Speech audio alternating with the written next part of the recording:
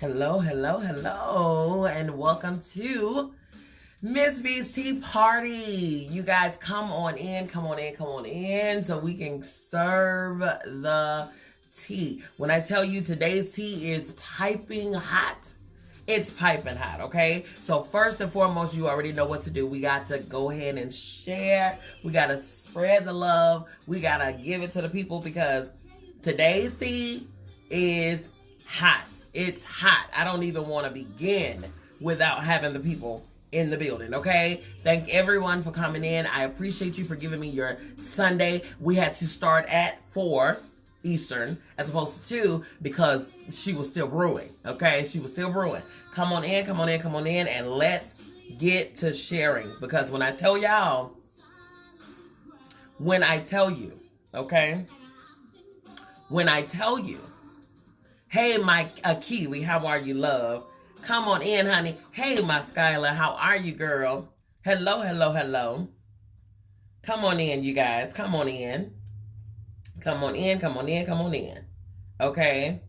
We are about to get it started. When I say, hey, Miss Mary Jane, how are you, my love?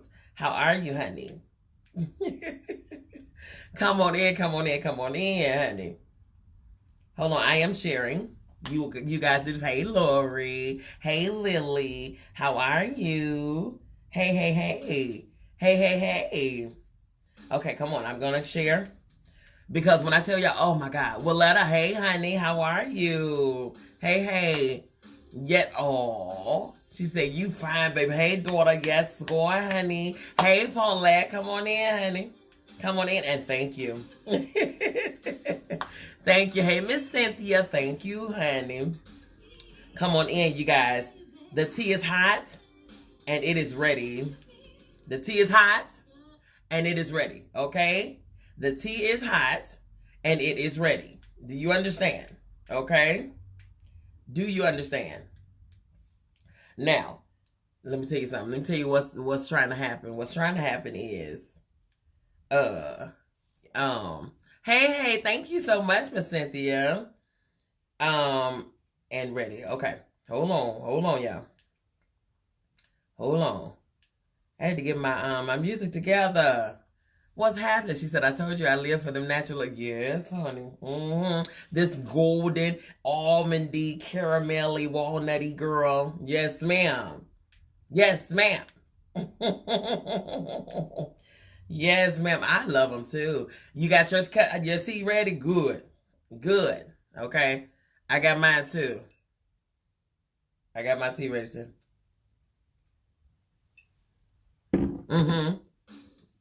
Hello, Sarita. You ready for this hot honey, girl? This hot honey dripping? This dripping honey? Yes, flaming hot. Okay, so okay, thank you, Cynthia. Thank you for sharing. Let me quit my shenanigans and go ahead and share too.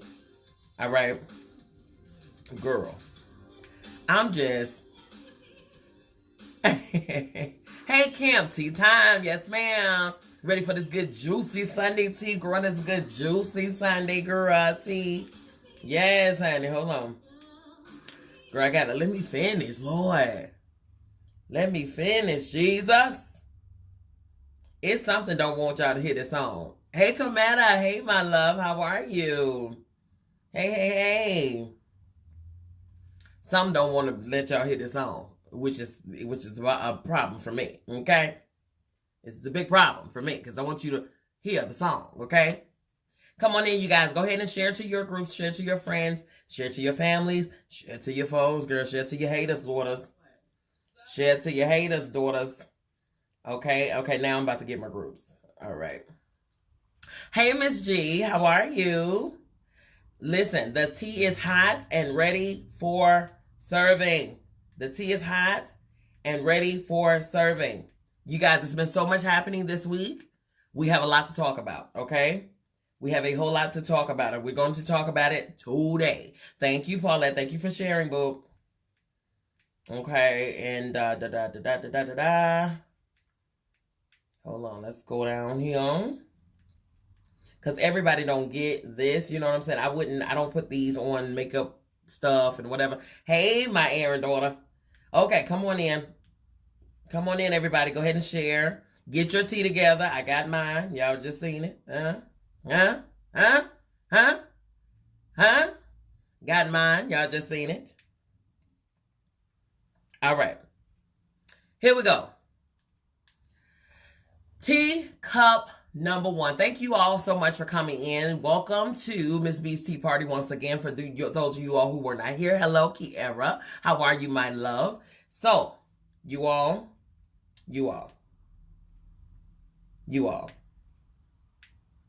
I got to give it to you, okay? I got to give it to you. Hold on. These speakers are acting up. They're acting UP, okay? I ain't got time. Because I need y'all to hear some stuff. All right. There we go. I'm not going to bother with that today. Okay. Teacup number one, honey.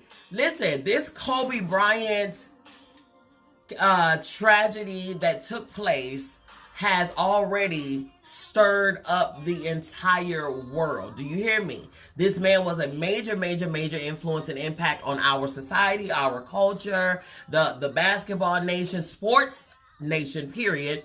The whole entire world. He represented us he represented the Lakers. He represented, yes, Mary J. He represented the Lakers in California. He represented basketball. He represented the U.S. at the Olympics. He represented everywhere. He represented for his daughters, for his wife. He represented in all things. The man not only was a beacon, honey, he not only was a influence, he not only was an empowering factor in our life and society. This man was the thing of the things of the things, okay? Listen, however, okay? However, for some reason, people are up in arms about this man, Kobe Bryant. First of all, let's get on to the fact that the man ain't even in the ground yet. Okay? Hey, Melanie, he's not even in the ground yet. And we as a society, or whatever the case, have found it necessary to dig up his 2003, 2004 allegations, because that's all they were, allegations of the rape case. Okay? The very rape case that he himself has been acquitted for. He was found not guilty. All of the things. I don't understand how we, as a people, as a human race, number one, we fail to remember that we ourselves did things that were probably not, the better of not a representation of our judgment. Okay? And we wanted forgiveness for those things. Correct. Okay. We seem to find these soapboxes that are so rampantly placed all over this world, and we seem to want to step up on them every single time it comes to someone else. But we can't seem to find these boxes when it comes down to, we want it to be represented for ourselves, but we can't seem to find these boxes, okay, when it comes down to other people. Interestingly enough, right? The media, hey Katrina, the media has really taken this thing because one or two people may have mentioned him being a rapist. Okay, first of all, he was not a rapist. Let's get into the whole situation. Okay, let's talk about Gayle. Gayle King, you are disgusting. Okay, I'm going to say it. Yes, I'm going to say it. I don't care who or where or when it comes from. Okay, the backlash comes from. I have talked about your best friend, Oprah the Winfrey. I have talked about her. Hello, Brenda. I have talked about all of the things that I know that she is for right now. Let me tell you something. If you have ever seen an Uncle Time, a turncoat, an Uncle Ruckus, or whatever the case you want to call uncle, sister, cousin, all called sell out, then Oprah the Winfrey has been named to be the one. You understand? Whatever she got to do, whatever jig she got to do, whatever, stepping fetcher show she got to put on for whoever she got to appease to keep her status, okay, then we've all known Oprah herself has been that particular person. Now, it's only right that her closest, bestest friend of all time actually came up and did the same thing, okay? Now, People have been dragging Oprah. Dragging tails, dragging Oprah for all of the things that she has done in the media here of late, when it comes down to Leaving Neverland with the whole documentary that she all of a sudden wanted to bring up 10 years post Michael Jackson's death and all of the things, okay, finding these victims and all of this stuff. But whether he did it or not, listen, that's between him, them, and God. All I know is the court says he was not. Okay? He was not guilty. The court says he was found innocent, whatever the case. So we as the people need to go ahead and just go on about our business. Again, if he actually did it, that's between him, them, and the Lord. Okay? Money. When it comes down to money, clout, you just gonna reach, baby. If you want to be back on TV so bad, darling, restart your show. The Oprah Winfrey Show. Okay? All right? Okay? So now, here's the thing with that. So and then she went from Michael Jackson Leaving Neverland to now you want to drag Russell Simmons. Russell said, boo, back. You have been to my house, daughter. You have sat around my table. I have taught you how to meditate, dear. I have taught you the art of yoga. And then now you want to drag me? He says, now, I don't claim to be the best of the best of the best when it comes down to men. I mean, when it comes down to women. I don't claim to be, the most upright, upstanding, whatever. Yes, I am a hoe. Yes, I am a hoe. I am a self-proclaimed hoe. Okay, here's the thing. So we know this. However, rapist, I have never been. I'm not that. Okay, I am not that. Okay, I never have been. Not only that, okay. Oh, yeah, Russell is a queen, got the wrong. Listen, you understand me? Miss Russell, no, ma'am, not here, not today, not today. Russell said, listen, check this out. I don't know what I did to you. Sis, boo, bae, I don't know what I did to you, but I know you're going to cease and desist right here, right now. Russell says, I have 2 daughters. I have girls, okay? And if nothing else has happened, Russell Simmons' daughters, especially as they age and probably have people pushing up on them too, other dudes pushing up on them too, he probably said that might have been his sobering thing. Okay? But he says, for my girls, this man took 9 1, 2, 3, 4, 5, 6, 7, 8, 9 polygraph tests that took 3 hours each, and prove that he did not sexually rape or was an aggressor to anybody. Every single person that laid with him was consensual. Every single person. This man took polygraph tests. How many do you, come on. Now, back in the day, you might have been able to sway the polygraph machine or whatever the case. Today, there's no way. Okay? So he took all of those tests to prove, he said, not for her, not for the world, for my daughters. I did this for my girls to relax them and calm them down and let them know that your father is not what they're painting him out to be. Okay? Now, all of a sudden, we reported on this a couple of weeks back. All of a sudden, Oprah wants to pull back. Okay? All right? Lori said, in my opinion, we as a people in the black church scrutinize so much. Girl, listen. I don't even want to get on the black church, child. Because, baby, I'm going to take a sip.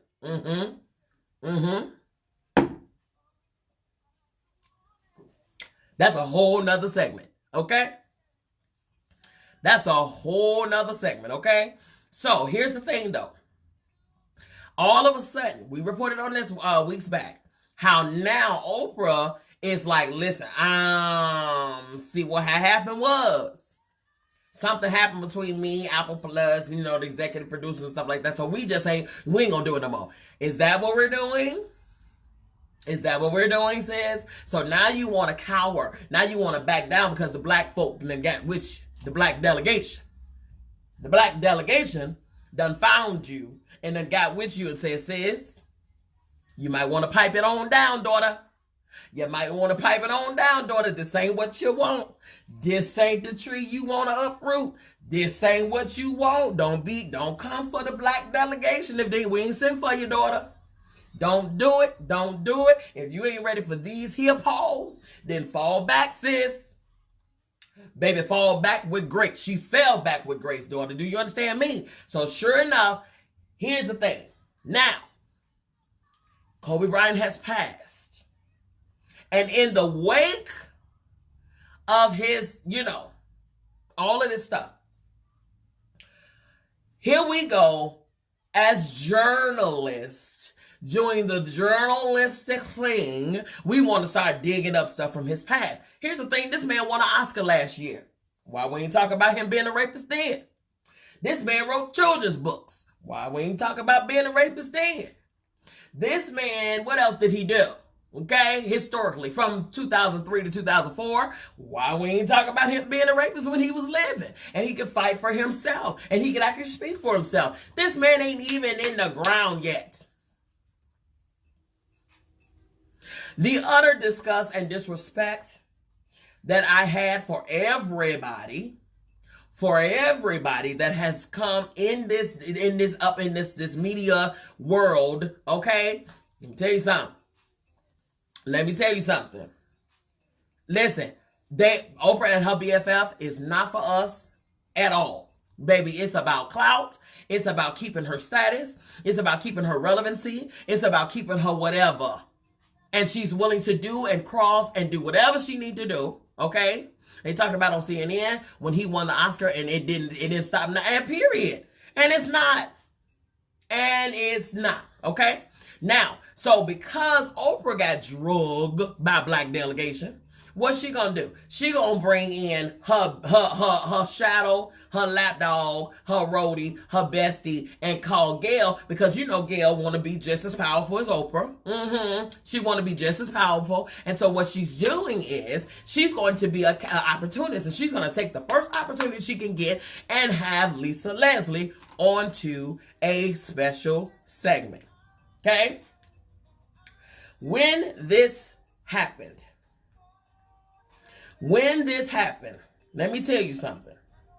The fact that this, first of all, the fact that her, as I understand journalists, she said her producers or whatever fool-la-la she gave or whatever, okay? I'm about to get to the actual segment, okay? I'm about to get to the actual segment that got Gayle drugged, okay? I don't even want to paraphrase. I'm not going to do it. And let me sidebar. If you ain't got no Lisa Leslie's in your life, okay. If you don't have any Lisa Leslie's in your life, okay. That's going to stand for you no matter what, whether you are here to speak for your own self or not. If you don't have any Lisa Leslie's in your life, okay? Period. If you don't have any Lisa Leslie's in your life, how many of us can say? Okay? How many of us can say? Hold on, let me get to it, because I want y'all to hear. Okay? Why bring up something that he wasn't convicted? Facts. I don't care about no journalistic, whatever, journalism. Forget all of that. Okay? And then she gonna come out with this old tired excuse of a apology. Okay? I'm trying to get to it so I can actually let y'all hear the Fugazi interview. Okay? Oh my God, I was so disgusted. As a black woman, I was disgusted. And then I was mortified for the people. For Vanessa. For the other daughters that are yet here. Who wasn't, now mind you, 2 of the girls wasn't even born when all of that went down. So why would you put that narrative in their mind of their father?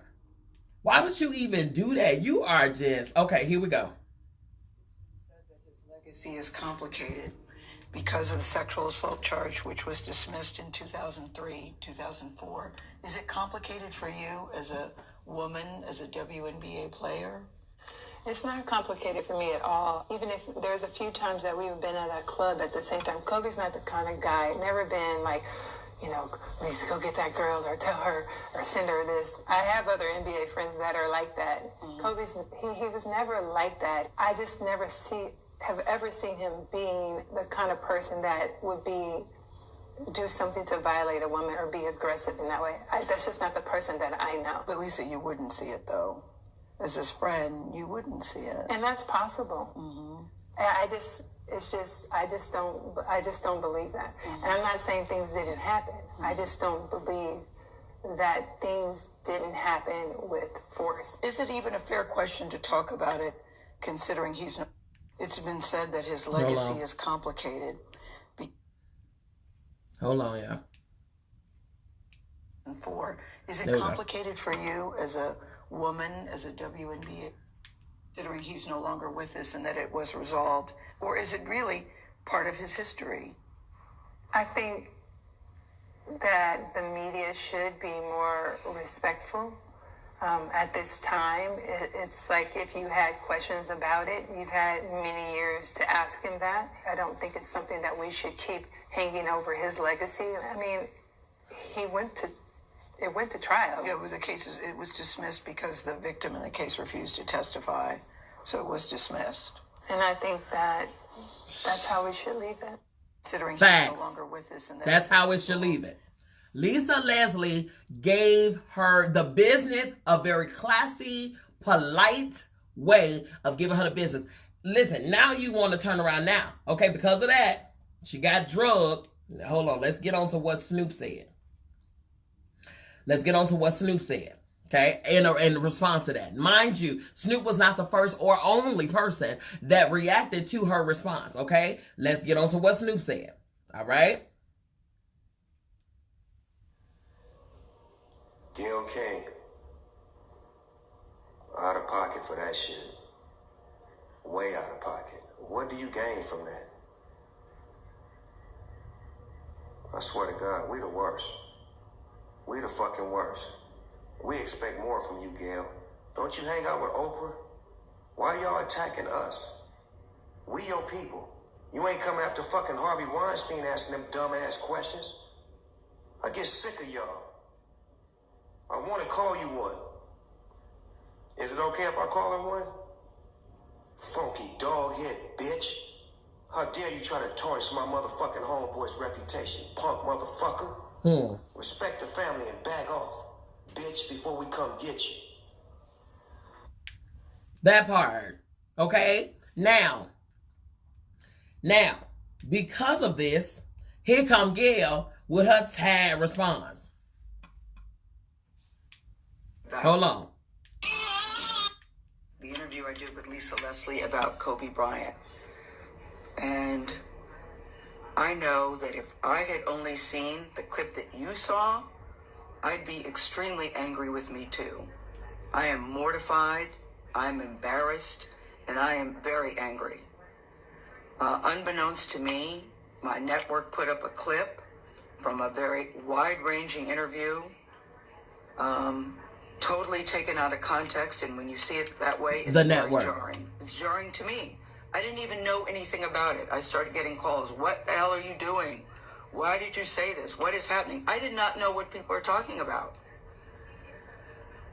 So I've been told, or I've been advised, to say nothing. Just let it go. People will drag you. People will troll you. It'll be over in a couple of days. But that's not good enough for me, because I really want people to understand what happened here and how I'm feeling about it. I reached out to Lisa because I know that she's a longtime friend of Kobe's. And you tried to exploit her. Legacy and their friendship. We had a really wide-ranging interview. Talked about many things. His career, his passion, his sense of humor, the way he was mentoring other people, how he was starting his instructor. It was wide-ranging. And yes, we talked about that court case, because that court case has also come up. And I wanted to get Lisa's take on it as a friend who knew him well, what she thought. Unbelievable. Where that should stand. And I thought it was very powerful when she looked me in the eye as a member of the media to say it's time for the media to leave it alone and to back off. During the course of the interview, I asked follow-up questions because I wanted to make sure that her position and perspective were what happened very clear. And at the end, when she said it's time to leave it alone, Right. As I said, I thought that was powerful, and I insisted that part be in the interview because I thought that it put a nice button on that part of the conversation. When the interview aired, we got a great reaction to it. I talked to Lisa last night. I believe that Lisa was okay with the interview. And I felt really good about the interview. Really good about the interview. So for the network to take the most salacious part when taken out of context and put it up online for people who didn't see the whole interview is very upsetting to me, and that's something I'm going to have to deal with them. And there will be a very intense discussion about that. Girl. I also want to say this. I have very clear been with Kobe Bryant on many social occasions. He was very kind and very warm to me, and I felt that we had a friendly relationship. I, too, am mourning his loss, just like everybody else. I still am shocked by it. It's tragic and untimely, and the last thing I would want to do is disparage him at this particular time. And I hope people understand that. And that's why I'm taking this time to speak to you directly. I've never done one of these before. I'd never done one of these before, but this was so important to me that I felt I had to say something. I don't want to sit up on a set and read a prepared remark. I wanted you to hear exactly where I'm coming from and how I'm feeling, and to let everybody know that no disrespect intended. Not fiberglass. And now I've got to go to work. I thank you for listening. And now I got to go to work. Let me tell you something. She want to put it on the network. First of all, someone who has done TV before, they can't edit anything that you don't give them, boo. Okay? They're editing what you give. You asked that girl deliberate questions. You called on Lisa Leslie because you knew that they were good friends. They were really good friends. Okay? You called on her so that you can pull on her heartstrings and get emotional response as opposed to rational and logical and analytical response. You called on her to exploit her feelings. That's what you did. And you thought Lisa was going to be too emotionally withdrawn to give an exact answer for you. But what she did in a very classy way, when I tell you, get you a Lisa Leslie, baby. Because what she did was she read you in a very ladylike way. She said, I just think, number one, is disrespectful. It's inconsiderate to even talk about this man and his 2003-4 case or whatever the case. Okay? Yes, the Gayle and Oprah show, Life After Menopause and Cooning. That's exactly what Step and Fetch you. That's exactly what they are. Okay? And you are willing to exploit people's feelings and emotions for the story. For the story, dude. Unbelievable. This man ain't even in the ground. His wife and kids are still mourning, dude. They still trying to figure out how to even, because there's supposed to be 2 caskets at a freaking funeral, and you bringing up his pet, baby, 17, 16 years ago, that is no longer relevant. But then so she gonna say, well, it is part of his past. Sis, because if we dissected your past, let's talk about what we gonna find. Huh? Let's talk about what's part of your past. Unbelievable, man. I was too through. Now Ricky Smiley joined the tribe, because Ricky Smiley and Snoop are good friends. Okay, so Ricky Smiley joined the debate and brought in Snoop. Hey, Snoop. First of all, again, thank you for joining us early. I know it's like real early out there in LA. Woo. Real early. Probably about 6. Send the morning police at my door.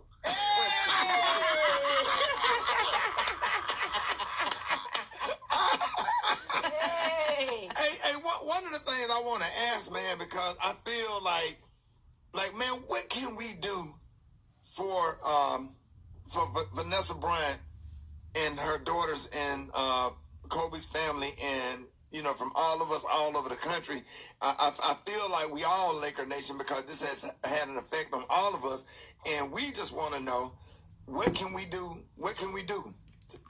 I think the most important thing that we can do for Vanessa and the girls is send a lot of prayer and send a lot of angels around them to make sure that they get their strength and that they're able to move forward and to continue living and just to keep their husband and their father's legacy in the righteous manner, so that way they can continue to move forward, because they're the ones who are most devastated. You know, we love Kobe and he was always a part of our life, but he was directly connected to them, their father, their husband.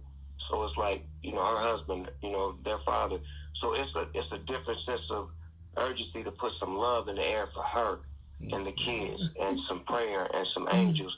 And, you know, we all come from that church background. We know when Auntie and all them is praying, everything works out all right. So I'm just asking y'all to put some prayer angels out there for Vanessa and her beautiful babies.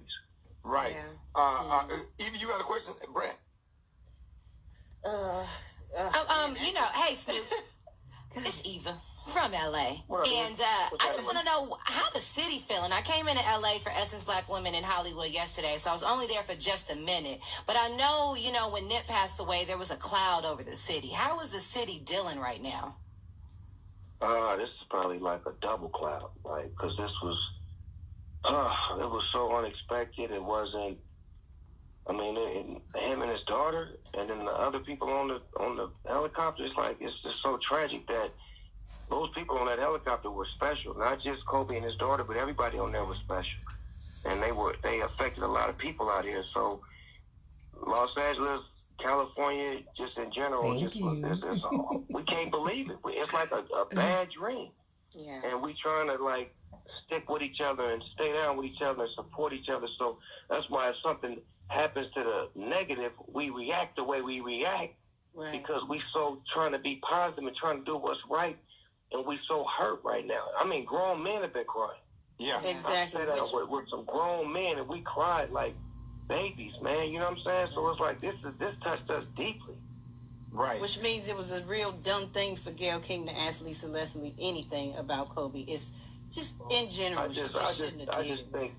I think that wasn't even necessary. It wasn't. For the simple fact that you got Lisa Leslie, an all-star, a great player, an Olympic gold medalist, who actually grew with Kobe. She was a Spark, LA Spark. Kobe was a LA Laker. It was one of those things where you could ask great questions on how was their relationship, how was he a mentor, what. And she tried to defend Kobe by saying that I've been in the club with players who be like, hey, Lisa, go get that girl for me. Kobe was never like that. I got homies that's aggressive like that too, but then at the same time, you know I'm not like that.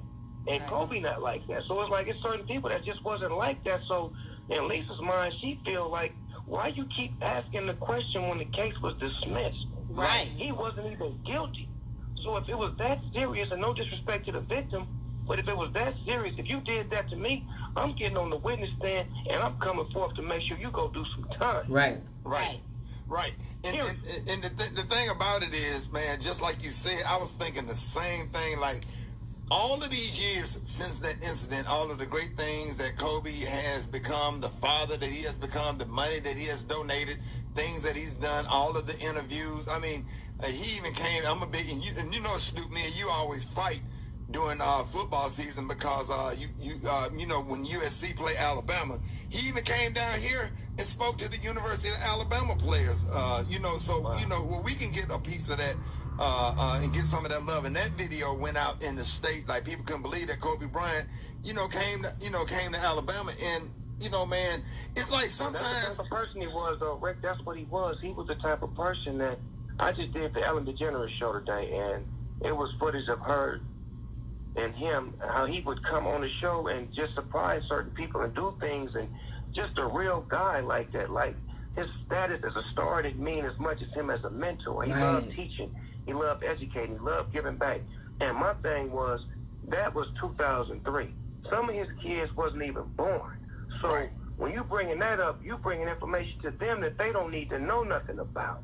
You get what I'm saying? I'm thinking about them at the same time. Like, they don't need to hear that mess. He was Right. He was not found guilty. So what do you bringing this up on it? And then I'm watching pictures of her with Kobe and the family. So you had ample opportunity to ask him then. Right. Yeah. Absolutely. Why didn't you ask then? And But the now thing it's like- about it is Snoop, is like, deep down inside, all of us black folks had a grandmother or a middle school principal. And sometimes to get to a point, even though it's your job, it's just that grandmama inside you said, don't do that. That part. Right. That's what it came down to me yesterday. So I saw, don't. Kim, I saw your Something about response. that ain't right. It don't feel right. This is It's a not the response to right that. thing to do. Like, I don't like controversial questions on And this show. it didn't feel like CBS made her do it. It felt like she wanted to do it. Absolutely. Right. So that's why I Absolutely. understand that little weak ass apology she tried to make. Right. Trying to clear it up and make it like she really didn't know what was going on. You knew exactly what was going on when you got. So I'm gonna stop it right there. This is my response to that. Cause see, now MzBee talking. Okay. Like I said, I saw your response, Kim. As a journalist, you don't think that she should apologize. Let me say something. With regards to that, before you're your job, you are a human being. Before you are your job, you are a human being. Okay? There's a part, first of all, us as a black nationality, a black community, we know what our struggle is. Even when it come down to Trayvon Martin, when it came down to Mike Brown, when it came down to Philandro, when it comes down to all of the people that actually lost their lives innocently enough, the first thing media want to do is go dig up a past. The first thing they want to do is dig up a person's past. Forget the fact that they are gone. Forget the fact that their life mattered. Forget that part. The first thing that media want to do for the sake of a story and its status, because you know the bigger the story, the bigger your name, the bigger your career, the more likely you'll get an Emmy, Tony, whatever the case. So she got her little clout, her little whatever from the R. Kelly interview. Now, don't get me wrong. R. Kelly incriminated his doggone self during that interview, so it wasn't much Gayle had to do, okay? So now she riding on this notoriety cloud. Now she riding on this fact that, okay, people know my name, now they know blah, blah, blah, blah, blah, so let me give them something else. You understand me? Let me tell you something. When it comes down to this right here, Gayle King, you are another black woman in this country. I don't give a dog on what you talking about. I don't give a dog on what your status is. I don't give a dog on what your career is. You are a black woman in this country. You know what we're dealing with here. You know what our black men are dealing with here. You know. Are you kidding me? And you thought it now a right opportunity for you to take a very good, outstanding citizen of this country, of this world, of our culture, and you want to drag him? Lisa didn't come on there talking about that. Like Snoop said, you could have literally talked about his mentorship, how much he was a great advocate for our community. You know people are dragging. You know the white community are bringing up the fact that, oh, good riddance, blah, blah, blah, blah, blah, blah, and I'm going to get into that tea later. They're talking about him. And so you, as a fellow black woman, fell right into that trap right there. All because of your fame and your notoriety. That's why they dragging you. That's why they dragging Oprah. Because you know the fight that we fight every single freaking day. And you actually okay? You're okay with that being the narrative that you want to spin?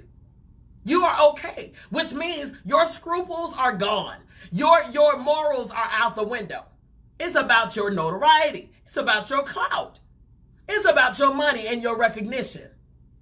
You want to be Oprah so bad that you are willing to go there over a body that ain't even in the ground yet. That is the problem that I have. Yes, she owed us an apology. She absolutely owed us an apology because your heart somewhere is not, but it's not in your body. It's not in your body. And yes, we are pissed off. We pissed off because if you'll do it for him, then you'll do it for somebody else. You got Bill Cosby tweeting from prison, child, talking about how much of a disgrace. This man is behind bars for rape himself. And he talking about how much of a disgrace you are. You are wrong. You are foul, and there's no way to excuse that. And if, even in her little sad piece of a statement, she never once said, I apologize. Never once. And you want us, and Oprah up there, oh, she's so fearful for her life. She's getting death threats. Girl, do you understand? And then on top of that, let's get into history. Since you want to go back to history, okay? Hold on. I got to drink my tea.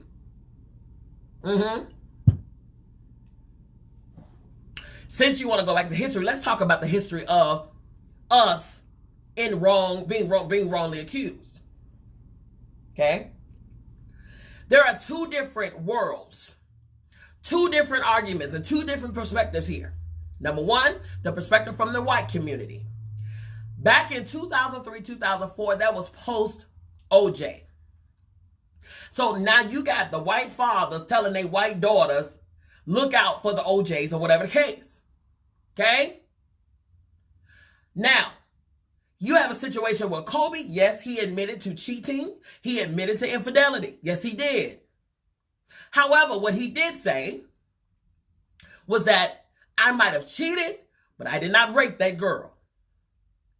But see, now you got some of these white fathers back then, post OJ, okay? You got them telling their daughters, be careful for the OJs, be careful for the Kobes. So instead of and with the white daughters being ashamed to say that they done had a crush on a black man, because God forbid, if you know like I know, then you know these black gods are just that. Black kings, black gods, and I don't blame you, sis. However, leave ours alone. Thank you very much. We got this. Okay. All right. So now, they don't know how to handle all of the kingship. Okay? So what you get scared because you scared of your daddy. So you go to your father and you tell him that you were raped. You are willing to ruin another person's life on the back of your wrong judgment. You were a groupie, sis.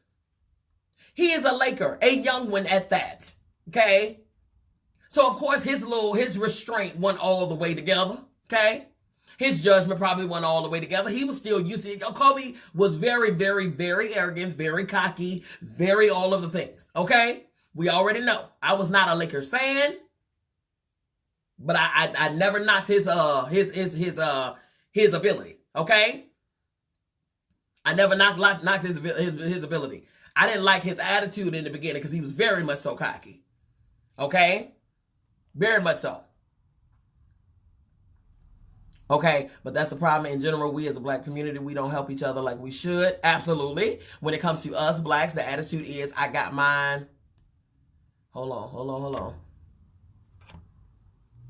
I got mine, now you get yours. I'm just saying general view. And that's understandable. But we as a people, we can't speak in general no more. Let's be real about the whole situation. In this day and time and in this climate that we're in, we as black people cannot speak in general anymore. Because when we speak in general, everything goes over people's heads. Hello. At first, all lives matter. Great. Yes, all lives matter. Yeah, all lives matter. Yes, they do. All lives matter. But still in all, somehow, all lives still did include black lives for some reason. So now let's be more specific. Black lives matter. Okay? Let's be more specific here. Since all lives matter didn't really include, in y'all's mind, didn't really include black. Let's be more specific so you all can actually get what we're trying to say. We can't speak in general no more. Let's be real about the whole thing. We cannot speak in general anymore. We have to stand for us because ain't nobody else out there doing it. Period. Nobody. So the general matters no more. Now we got to stand up and speak exactly what it is. Black this, black that, black, black, black, black, black. Now we got to be specific because they acting like they slow. Okay? That's where we stand right now. That is the climate that we're in right now because we seem to be forgotten. We seem to be torn down. We seem to, and yeah, we gotta kind of instruct people now about how to treat us.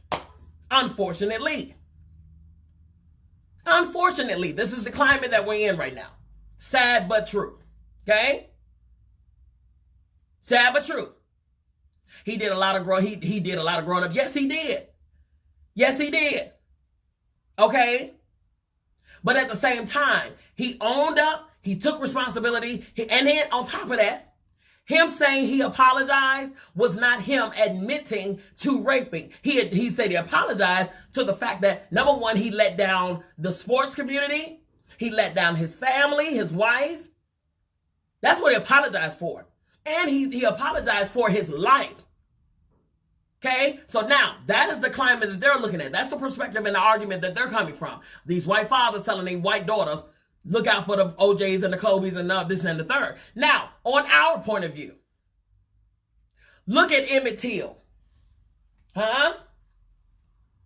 Look at Emmett Till. I want y'all to look and understand, remember the story of Emmett Till. This 14-year-old black boy was wrongfully accused of sexually assaulting, or whatever the case, a white woman that furthermore came out 80, 90 years later and apologized for lying on the fact that Emmett Till never actually did what she said he was going to do. She said he did. This little boy lost his life, was drugged up and down the street, tied to the back of somebody's car, all because he was wrongfully accused of rape, and stood firm on the fact that he was innocent.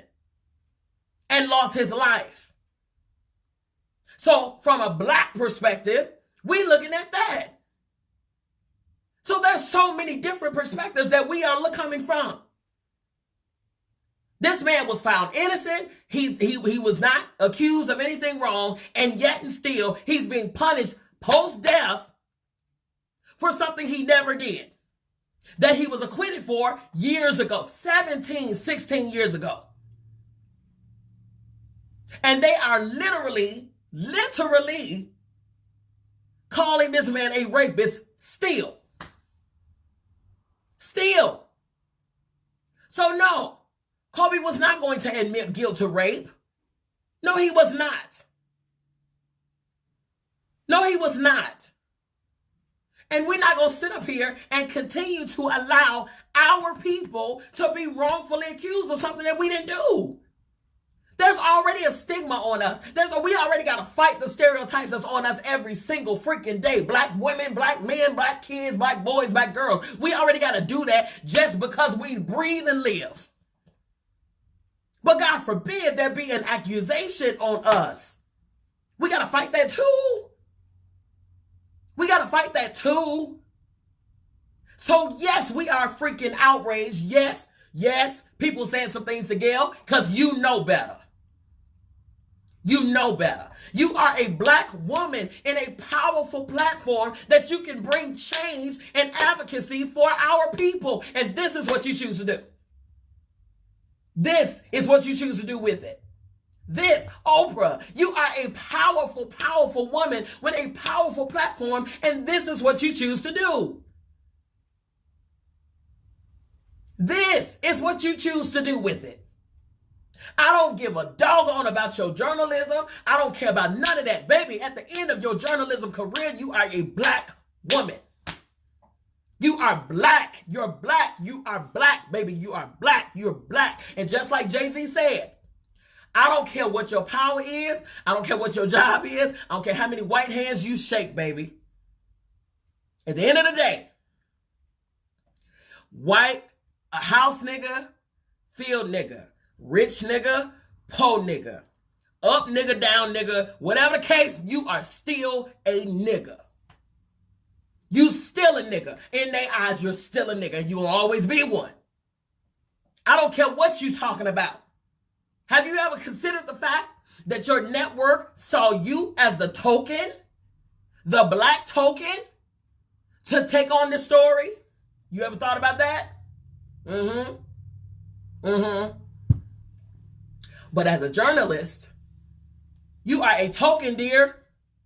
You are a black token. They used a black woman who's probably emotionally driven or looking for their stardom to talk to another black woman about emotional things.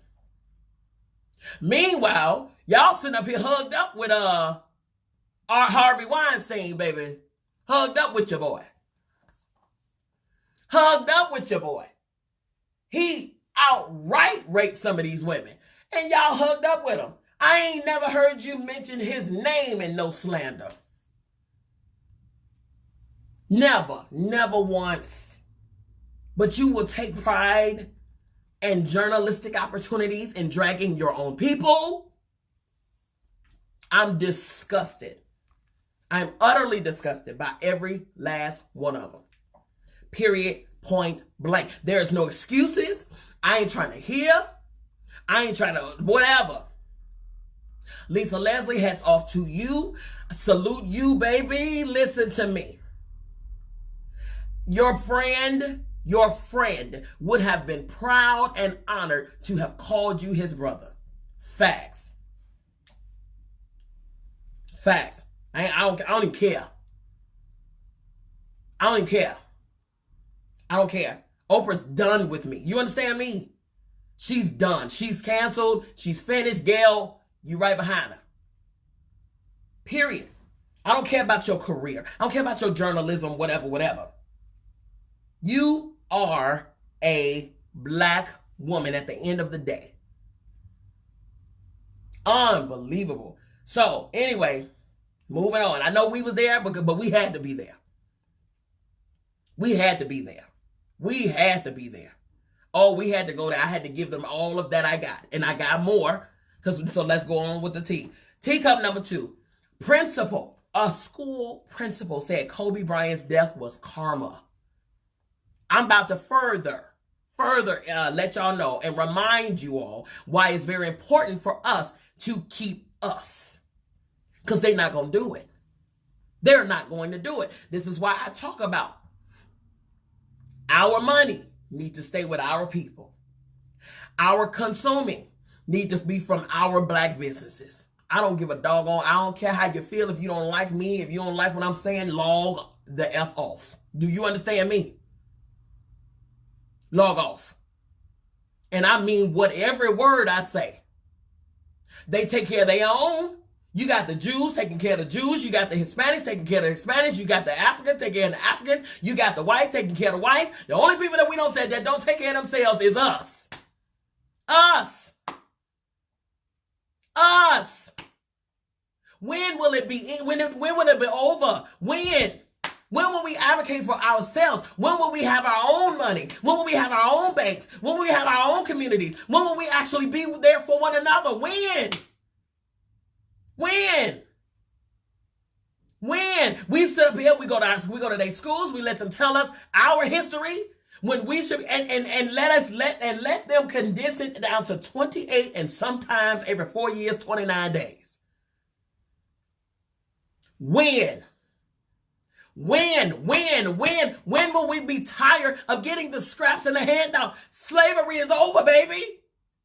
Don't hand me no breadcrumbs from your table. I'm good. We about to eat a feast over here. We about to grow our own food. We're going to raise our own cattle. We're going to raise our own farm. We're not going to consume anything that you're giving us. Number one, that's taking us out. Hello. Called population control. You ever read about it? Ever heard about it? Because it's very real. We have all kind of gifts and talents and abilities in our own community. Hello. Because they steal it. They steal them and go capitalize on them. We've been giving away our gifts since slavery. Showing the people how to do what we naturally born know how to do. So they try to control it. You're required to have a business license. You're required to have a permit. You're required to do this. You're required to certify this. You're required to do things that we came out of the womb knowing how to do. Because we're just that great. Don't hate on us, baby. Don't hate on us. We are naturally God-given gifted, okay? So the moment we understand this and we start investing in our own people, we start investing in us, then we will see a turnaround for us. This government was not built for us. We were slaves when this government was written. When the Constitution was written, every single person whose signature is on that piece of paper had slaves in the field. Every single one. You think they thought about us in this government? No, ma'am. And they ain't thinking about us, and they will never think about us. We got to think about ourselves. That's why we are outraged as a people at the disgrace and the disgust of Gayle and Oprah. You're sellouts. You are sellouts. That's what you are. You are turning on your own people that look like you. You got a big nose, baby. You got big lips. No matter how much you try to contour or highlight this, sis, you got use black. Use black. No matter how much of a half wig you want to put on your head, baby, use black. Under that wig, baby, is good naps and good curls and good coils, and it's tight. You black. You're black. You're black. Okay? Now, back to this tea. Yes, Monique tried to warn us, and I'm going to get on that too. A high school principal who basically said, okay, Kobe Bryant deserved to die by posting that it was karma after his fatal helicopter crash. He has resigned. Not one lie. This is what she says. Not one lie. Seems to me that karma caught up with a rapist today. Do you understand what I'm saying? This is a white school principal. The school principal says, bruh, that is teaching your kids. Huh? And racism is what? Is over? You sure? Are you sure? Are you sure? Oh, okay. This is who's teaching your children, baby. Your kids. To the white, down to the white school. Oh, okay.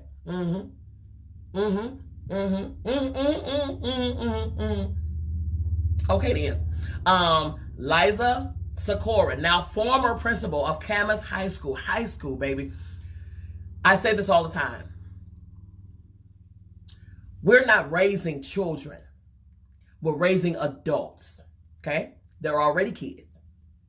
So they don't need to be taught how to be a kid. They are already children. But what we instill in them is what they're going to be as an adult. And we wonder why. Racism continues generation after generation. Baby, they are teaching their kids how to take us out. Okay? They teaching their kids how to pull triggers, baby, at 5. Huh? Oh, okay. Oh, okay.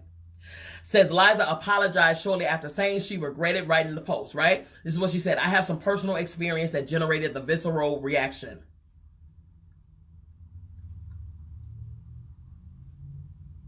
She says, I have some personal experience, okay, that generated the visceral reaction. She told ABC Portland station KATU on Tuesday. This was a situation where I didn't think before I posted. And I'm terribly regretful about it. No, don't be sorry. Don't be sorry. Don't be sorry, sis. You spoke your heart. One thing about me, baby, do not piss on me and tell me it's raining. I want you to tell me it's piss. If you gonna be ugly about it, tell me the truth about it. Talk to me in your vernacular, in your hate-driven and hate-filled vernacular. Please, talk to me. Tell me your truth. If you don't like me, tell me you don't like me. Do not apologize for it. Don't apologize. One thing about me, one thing that I love about Bianca MzBee Brown. Do you understand me? I stand on my own 10. I will say what I say, and I say what I mean when I mean it, when I feel it. Every single time. Some may not like it, but guess what? Ask me if I'm taking surveys. The answer is no. Because I stand in my truth every single day of my life. Unapologetically. Not regretting a thing. I say what I feel. I mean what I say. I mean what I say. So no, sis. You meant every word you said. But now just because you got backlash from it, now you want to retract. Don't retract. Stand in your truth. If you don't like blacks, baby, don't like them. Don't like them. It's cool. It's cool. Just keep your distance. You cannot like blacks over there. Don't say that to us, because you liable to catch a tooth. Gone. Okay? Don't do it. Don't do it. Okay? Just because you feel a way about a culture, I don't mean you got to verbally say it. Listen, everything ain't got to be said all the time. Okay? Everything ain't got to be said. This is number 2. All right? So here's the thing. Here's the thing. At the end of the day, baby, you ain't sorry about what you said, baby. You unemployed. And now you got to go stand in the unemployment line. So that's why you sorry. Oh, okay. Oh, okay. Anyway, Kobe and Gianna Bryant's funeral is scheduled for 2/24/20, which is February 24th of this month. They're moved it to 2/24 because it commemorates both Gianna's number 2 and Kobe's number 24. And so they're going to have, again, this is going to be one of the hardest. We have witnessed, you guys, funerals of major influences and things like that. We just came off it ain't even been a year. We're about to celebrate a year anniversary of Nipsey Hussle. Okay? That right there did me in. That thing took me out. Do you understand me? Took me out. I felt the way about that. Oh, I felt the way about that one. However, now we have Kobe. We had, who else did we have? We had Aretha. We had MJ. We had, oh my God, it's just so much, you guys. It's so much. It's so much. We had Prince. You know, it's so much. It's so much. But in this one, I will say, although all of them are hard, this one is going to be probably one of the hardest. Because next to Kobe's casket will be the casket of a 14-year-old girl. This is going to be difficult. Okay? It's going to be difficult, right? But February 24th is the airing of the funeral, okay? All right. That's enough of that. I'm not gonna say anything else about that. I was outdone. I was disgusted. Yeah. So, all right.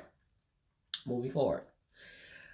Teacup number 3. Teacup number 3, y'all. Teacup number 3. I know we gave a lot on that. We have talked about that for a whole hour, and I mean, I got more because it's a whole thing.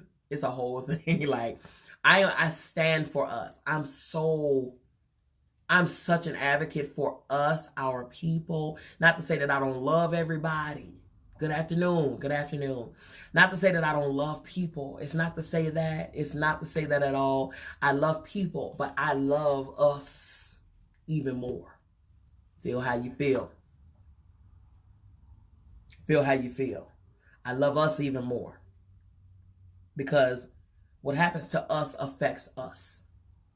It does in many, many, many, many, many ways. Many ways. And if you don't feel something when it happens to us, then your wood is wet and your heart is cold. If you don't feel something when it happens to us, I don't care what you're talking about. I don't care who you are. I don't care what your status is. Okay? It is what it is. All right? Moving on. Teacup number 3. Lori Harvey gets into a physical altercation with carjacker here in Atlanta. Okay? Although Lori Harvey once left her car sitting in the middle of the road, we talked about that, okay? We talked about that before. How it was a hit and run, you know, and she left it. Not only was she was not arrested, okay? She still kept her car. It was so crazy. That's how I know celebrity status, baby. Money, okay? Money, money, money, money. Yes, yes, Mara, yes. Listen, if you know me, then you know. I don't play about us. I do not play about us. Okay? It says, okay, so she was Yeah, she was in an altercation. Says TMZ says Lori almost got her car jacked, but thanks to her quick thinking, she was able to prevent it. Okay, Lori had just parked her 2020 Rolls Royce Cullinan, okay, at an apartment complex in Atlanta Wednesday night. First of all, sis, don't you ever park another luxury car at nobody's apartment complex in Atlanta. What? Lord Jesus have mercy. Okay, like girl, you out, girl. Okay. She made her way to the trunk, okay? Made her way to the trunk to grab some stuff, all right? That's when the suspect crept up and ran to jump in the driver's seat. According to the police report, there was a brief physical struggle between Lori and the young man jacking her vehicle, and that's when she had the bright idea to walk away with the key because the car can't be started without it. Now, we'll give her that. She thought quick on her feet. However, stupid. Stop fighting with folks about material things that apparently you can get another one of. Okay? You never know. People are crazy these days. You never know exactly what they are willing to do and what they will do to you. Don't nobody listen. Okay? So then it says, as she did, a second suspect pulled up in a getaway car, hopped out, ran to the back of the rows, and grabbed the red duffel bag that she was reaching for, okay? Both he and the first suspect jumped in their vehicle and fled. Luckily, she's okay and does not have any injuries, okay? The adopted Harvey is in the news more. Yes, God, she is. Let me tell you something about this doggone Lori child. Lori. Sis, you are a magnet to the drama, to the chaos. It's magnetic, okay? And that's not a good thing, sis. It's not. It's not a good thing at all. All right? I need you to get up out the news. Get up off my screen. Please. Okay? But when it come down to this here, this situation here, like, come on. She's definitely her mother's child, you guys. I'm gonna go ahead and take some of this shine. Like, baby, these, the girl is cooking under these lights. You understand? She's cooking. She's still gorgeous, but she's cooking, daughter. Okay, so I'm just, Lori. First of all, she is definitely her mother's child. She definitely is that. I'll give you that. I'm kind of tired of her being in media too. However, she feels that this is a need for her. This is what she does. This is what she need to do. Thank you, Christina. She feels that this is what she needs to do in order to keep her fame, her fortune, whatever. Okay. Hello, everybody. Thank you for coming in. Thank you so much for tuning in. We are still early up in the teacups because we spent a whole lot of time on teacup number 1. And if you did not catch it, please go back. It is necessary, very necessary for you to catch it. Go back, watch the replay. Okay. Yeah, but go ahead and share, please, from this point on, because we still got teacups to cover. Okay. I think that unfortunately, again, this is learned behavior. This is learned behavior. And so she was taught that this is what you got to do in order to get your bag. Why? Because her mother is notorious. She's a masterful person in doing this to get her bag. Okay? She secured the bag. She's teaching her daughter how to secure the bag because, like I said, kids are kids already. But you teach them how to be an adult. Okay? So Lori was taught how to be what she is right now today. Okay? All right. Here we go. Monique. Now, I said I was going to talk about it. Monique went in on Miss Oprah. Okay? Monique went in on Miss Oprah. Do you hear me? She did, as she should have. All right? Now, what I'm going to do is try to find this, because I got to read it verbatim. I got to read exactly what she said to Oprah. She wrote Oprah a long message. Alone. Meanwhile, Steve barely acknowledged his shoes. Listen. Monique gave her all of the things. Do you understand me? And I'm here for it. My thing is this. Now, everybody trying to believe Monique. Now. Okay. This is what Monique said. Okay? She says, Dear Oprah. Dear Oprah, I felt compelled to write you this open letter after observing the disparity in the way that you seem to treat people who were accused of the same allegations. You did an interview on the CBS Morning Show and were asked about Harvey Weinstein by Norah O'Donnell. And you said, as it pertained to him, that you, quote, always try to look at the rainbow in the clouds. Whatever is the silver lining, end quote. That's what Oprah said about her dear friend, Harvey Weinstein, okay? She said, you also said, quote, if we make this all about Harvey Weinstein, then we have lost the moment, quote. Okay? Okay? When you either are or were going to be a part of a documentary on Michael Jackson and Russell Simmons, how is that not making it all about them? Okay? Interestingly, brother MJ, Michael Jackson, was acquitted and deceased.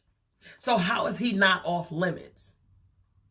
Russell and Harvey are accused of the same thing. So in fairness, how do you not, quote, support the accusers of both, as you said you did with Russell Simmons? Or you look for or are you looking for silver lining for both, like you said when you did Harvey Weinstein? So when Harvey is on the line, you want to look for a silver lining in the cloud. But when Russell is on the line, you want to drag him, do a whole documentary. She says the only difference between the two is their skin color. And doesn't Harvey Weinstein have way more accusers? My personal experience with you is you've watched me as a Black woman be accused of being difficult for not promoting Precious internationally for Lionsgate, Tyler Perry, and Your Request, despite the fact my deal was with Lee Daniels Entertainment. Okay? And how are you for Black women when you hear Tyler on audio saying I was right and he was going to speak up, but you or him still haven't said a word? When I was 16 and I met you at your local show in Baltimore, I told you I wanted to be just like you when I grew up. You responded, quote, you have to work really hard, end quote. My 16-year-old self didn't know that you in your silence is the face of wrongdoing, would make my life harder. Lastly, please consider standing by the people who are right and not just for the right people, quote unquote. She says, I love you to life, Monique.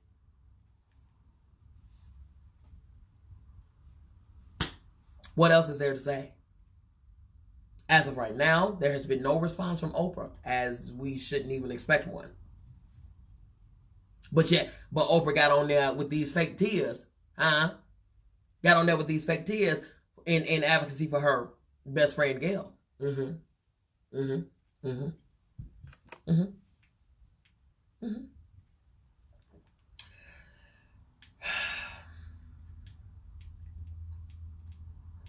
I'm over them.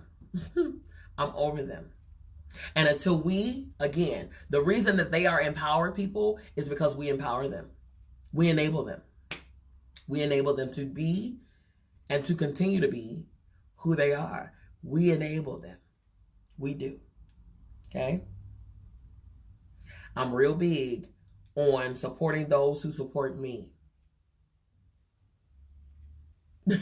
Okay? I'm big on supporting those who support me. These ladies do not support us, people. Why? Why on God's green earth do we continue to support them? Support those who support you. Stand with those who stand with you.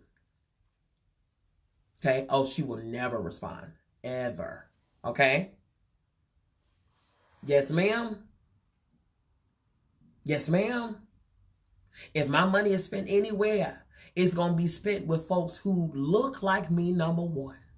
Who I see is working hard like me, number two. Because I'm a hard-working heifer. Do you understand me? I am a hard-working woman. And the crazy part is I have to fight and work just even harder to convince people who look like me that I got something good for them. It's so crazy. But people who look like me will be more quick. They will be even quicker to go to folks who don't look like us.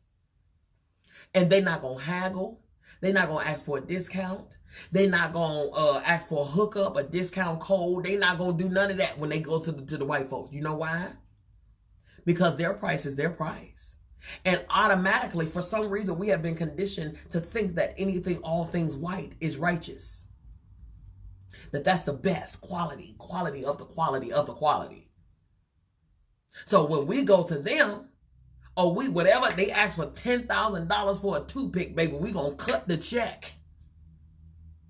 We gonna cut the check. But when it come down to us, we got to ask for a hookup, family discount, girl. Remember when we grew up together? And remember when remember when I gave you that now later back in the day? I'm dealing with somebody right now who I highly respected, who had a need, you all, because y'all know I will give this blouse off my back to whoever, especially when I call you friend, especially when I call you family. Especially. But when I have the utmost respect for you, and you hit my line and say you are in need, baby, I'm going to give my last. Whether I can pay my own bill, I'm going to pay yours. Because I know without a shadow of a doubt, you're going to do the same for me. Although I thought I knew.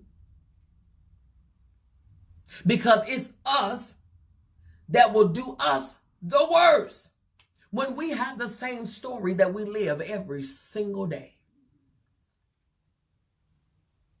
Do you understand me? I am waiting right now for something that belongs to me from somebody who looks like me, a man no less, okay? A man no less. So why do you think we talk about how black women are the most unprotected out here? Because unfortunately, we got these men who are okay with doing us bogus. Although, like, we don't go through the stuff every single day. Like, we ain't fighting for them. And hello? It's a whole grown old man right now doing dirt and doing me bogus when I ran to their rescue. Okay? And we wonder why. So when we find the Lisa Leslies, and when we find the Kobe Bryants that will do whatever, this man retired in his prime. He retired. Why? Because he said, it is now time for me to be a father and a husband. I need to be at home. To be with my wife. To be with my kids. I need to be at home. And we can talk about how, you know, Sister Sydney, we can talk about Monique's husband all day long. But baby, I guarantee you he got her. He got her back. He got her. He stood right by that woman. He might have been the cause for it, okay? He might have been. But at the end of the day, that's why our strength and resilience is like no other. Black women. That's why my fight will always be for black women. That's why I stand for black women and black girls. That's why I say and do the things that I do. Baby, it's for us. It's for us. Because unfortunately, some of these tired jokers, they left us out here to fend for ourselves. Because you can't get over your past, or you can't get over your childhood. Somebody hurt you when you was 12. So now you got to take it out on us at 40 and 50 years old. My daddy talks about it on Father-Daughter Talk, okay? He talks about how, we lie. Yes, we lie. Yes, we do dirt. Yes, we play on y'all emotions. Yes, we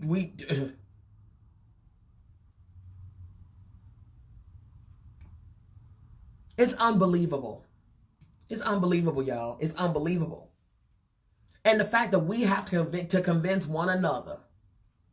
We gotta beg, please don't do me wrong. Please don't hurt me. Please don't throw me under the bus. Please don't disregard me. Please consider me and my feelings. Please consider the fact that I have a roof.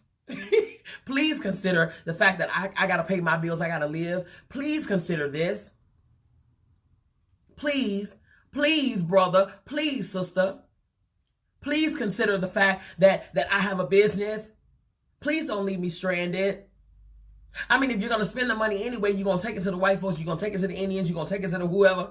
Please consider me. Please consider that I went to school. I have this, I have that. Please consider this. Please consider this. You don't have to go to Tiffany & Company to buy jewelry. Buy it from us because I have lead-free, cruelty-free, this and that and the third for only $5. Please consider me.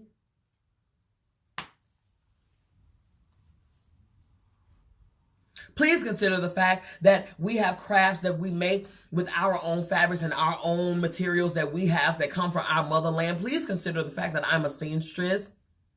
And you don't have to go to Bloomingdale's or Nordstrom's or Lord & Taylor's to get your garments for $5,000. You can actually invest with me for just $200. Please consider me, fellow Black person. And don't get me started on family members. Please consider the fact that I'm trying to better me for us. Please consider the fact that I'm trying to build something for our family, for our legacy, for our empire, for our dynasty. Please consider the fact that I'm working very hard. Please consider the fact. Please consider the fact that I'm doing everything in my earthly power to do. Please consider the fact that I'm over here down to my last little penny. And entrepreneurship is not easy. Please, brother, sister, father, mother, uncle, cousin, auntie, grandparents, please consider this. Please consider. Please look out for me. Please be a patron of mine. Please. Instead of going to buy these labels and Louis Vuitton and Fendi and Prada, please consider us, the one who share blood with you. Please consider this. Please share my flyer. Please share my post. Please share my information, my business information with your people. Please. Please. Fellow sisters, fellow Black women, please stop talking about me and stop dogging me behind my back. Please love me and let me love you. Please. Please understand that we have the same story. Please understand that I bear the same wounds that you bear. Please understand that we can nurse each other and edify each other and bring each other back together. Please. Please stop dogging me. Please stop slandering me. Please. Please remember that there's something that I have for you and you have for me, and we can come together. We're stronger together. Please stop doing us dirty. Please stop doing me wrong. Please stop being a scammer. Please. Please. And this is the plea within our community, within our families, within our own dynasties. Please. Please.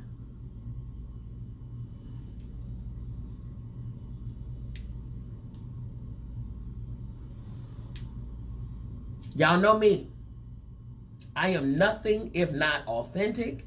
I am nothing if not telling the truth. I'm going to say what I feel. I don't care about popularity. I don't care about fame. I don't care about fortune. I don't care about none of that. Because if I did, baby, I'd still be in entertainment. Because I was a bad such and such then. I was cold at what I did. You understand me? I was cold at what I did. Period. Period. If I was looking for fame and fortune, I would have still been there. It's not about that. God has given me this platform and any other platform that I have to lift us up. Period. There's no way in the world that we should be tearing each other down when you got somebody that's trying to lift us up. Nowhere in the world. But we, our own blood, our own people, our own family and friends will turn their back on us quicker than than you can blink your eye. And we'll leave you standing there trying to fend for yourself. We'll leave you, baby. Don't ask for $10. Don't ask for $10. You got to answer 20,000 questions why you need 10. It's unbelievable. If we can't get something out the deal, baby, we ain't there. We will be okay. We will literally sit and watch somebody struggle. Monique is going through something right now. This baby ain't making half the money she was making before. Why? Because Oprah felt the way. Lee Daniels felt the way. Tyler Perry felt the way. And the only thing that they all got in common is that they all are black. As if we're not dealing with the same situation. We dealing with this within the other situations, the other entities. The Grammys do us bogus.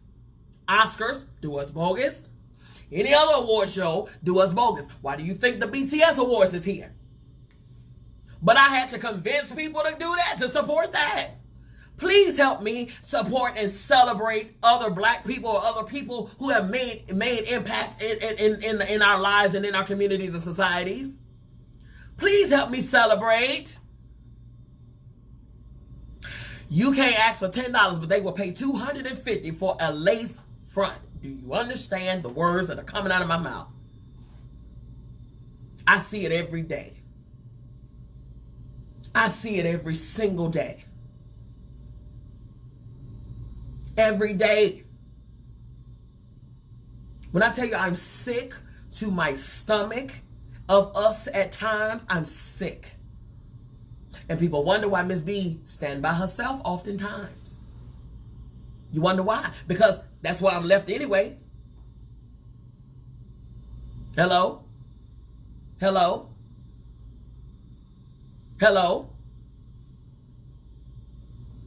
It's a sad day when you have to have a whole phone call to see if it's okay to go to your family or go to your friends or go to your community and ask for help.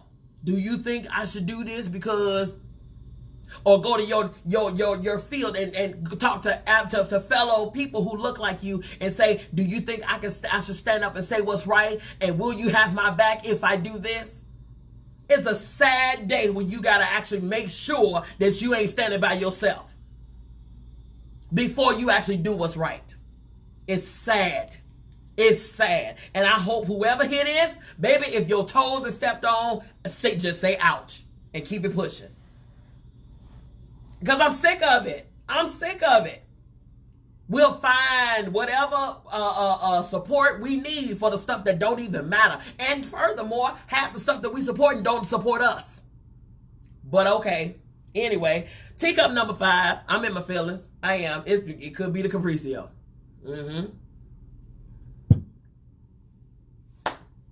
Teacup number 5. Instagrammer faces criminal charges after forcing a flight to turn around by joking about having the coronavirus. Stupid, stupid, stupid. There are just some things that you don't play about. And the coronavirus, that has already killed hundreds of people, is one of them. Okay? According to CBC News, an aspiring rapper and Instagrammer, James Podek, okay, is facing charges after causing a flight to turn around because he lied about having the coronavirus. All right? This is what he says. The WestJet flight headed to Montego Bay departed Toronto around 10 a.m. Monday. Halfway through the flight, Podek stands up and says, I just came back from Hunan Province, the capital of the coronavirus, and I'm not feeling too well. Thank you. And then sits back down. Okay? At this point, the pilot was like, oh no, and turned the plane around. Podek had hopes of going viral because, you know, he's an aspiring rapper. But now he's scheduled to appear in court on March 9th, as he should, for charges of mischief and breach of recognizance. With your stupid self. With your stupid self. And whatever you get, there you go. Have fun. Okay? Have fun. Anybody got time? Whatever your outcome is, partner, you brought it on yourself. All right? Nicki Minaj, this is teacup number 5. Nicki Minaj and Meek Mill are fighting. No, teacup number 6. Nicki Minaj and Meek Mills are fighting. My response to that, I don't care. Okay? I don't care. Sarita said, just push him off mid-flight. Listen, I don't care. Nicki Minaj, Meek Mill are fighting. Don't care. They need to go ahead and confess their love for one another and get it over with. I couldn't care any less, okay? Teacup number 7. Future's oldest son faces 20 years. While he out here frolicking with Lori, I was going to say something about that girl. You might want to check on your 20 kids, brother. Check on your kids, partner. Check on them, okay? The ones you claim and the ones you don't claim. Just make sure, just check on them, okay? Future may not be checking on some of the other alleged children, but he's got an older son that he got his back for. He's hired the best attorneys to handle his son's case and is standing behind them all the way. According to TMZ, Future and his baby mama are working hard to make sure that their son beats this case. Jacoby was arrested in a gang bust down in Georgia last month, okay? Where he is reportedly facing charges of criminal gang activity, trespassing, and the altered ID of a firearm. He was allegedly found in possession of a gun with the serial number scratched off. Okay? He's only 17 years old, but he's looking at some serious time behind bars. He's 20 years to be exact, okay? If convicted. In Georgia, they try 17-year-olds as adults. Okay? Jacoby's mother spoke to TMZ and said, our son is a minor, and to protect him, his well-being, and to protect his well-being in this trying situation, we ask that everyone please respect our privacy at this time. Sis, go sit down, okay? Go sit down. First of all, I just read that Georgia, in the state of Georgia, 17-year-olds are considered adults. In Georgia, in the South, period. 17-year-olds are considered adults. You can definitely go to jail at 17. Okay? 16, yeah, they a minor. 17, you grown. Okay? Gang activity, trespassing, and the wrong ID of a firearm. Okay? Another one ate up with stupid. Facts on facts on facts. And now you want to pursue privacy during this time. Girl, hush. Okay? First of all, ain't none of the family private. Let's just be clear.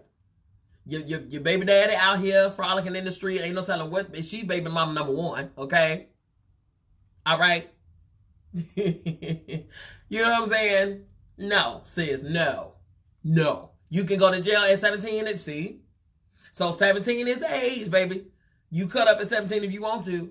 You going to the adult prison, all right? And he's facing 20 years. What you gonna say? How you gonna get this boy off? How? Got a gun with the serial number scratched off. That gun probably got bodies attached, okay? It's 19 in Omaha. Wow. Goodness. Honey. So, it is what it is. I hate it, I hate it. But, little boy, you the one trying to be, trying to follow up behind your daddy and all of this stuff. And again, like I said, meanwhile, Future, get your house in order. You out here frolicking with somebody else's child, baby. And she's a child compared to him.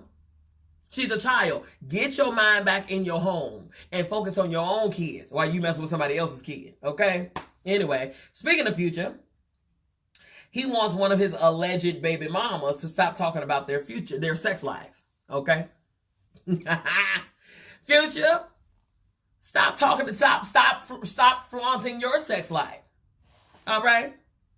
How you gonna want her to stop talking about the sex life, but you flaunting yours? Boy, stop. Okay, Future says he's sick and tired of his alleged baby mama talking about their sexual encounters with anyone who will listen. And now he's suing her. But yeah, you could be in your feelings about Sierra, about the other people, about all of this stuff. Boy.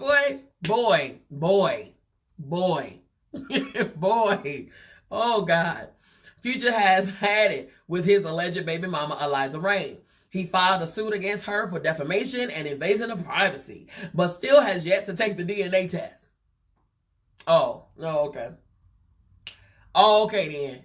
Oh, okay. According to TMZ, he's tired of talking about their sexual relationships on media. on the media outlets. He claims she's doing this to gain clout and a paycheck. Okay. All right. Okay. These are things that you knew when they laid down with you, sir. Your future. Your future. Okay. She said he mad because she said he whack. Listen, your future. Okay.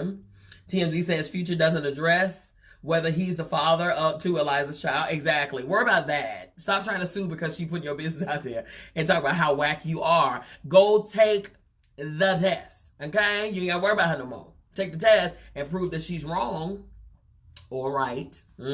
That's why you're scared. You're scared because you're going to have to file another piece of child support. Too funny. Right. Dumbledore had a bunch of children. Right. Hey, Letitia. You understand what I'm saying? Crazy. People just crazy. So Future have several. Okay? Have several. He doesn't address the fact that whether he's Eliza's child, or whether he's the father of Eliza's child. But he says they had a sexual relationship between the years of 2016 and 2018. His brother, that's your child, okay? And claim he never would have slept with her in the first place if he knew she would kiss and tell. LaBoy.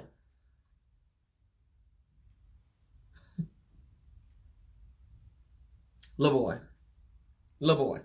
Future wants a judge to stop Eliza from running her mouth publicly, and he's seeking damages. Future.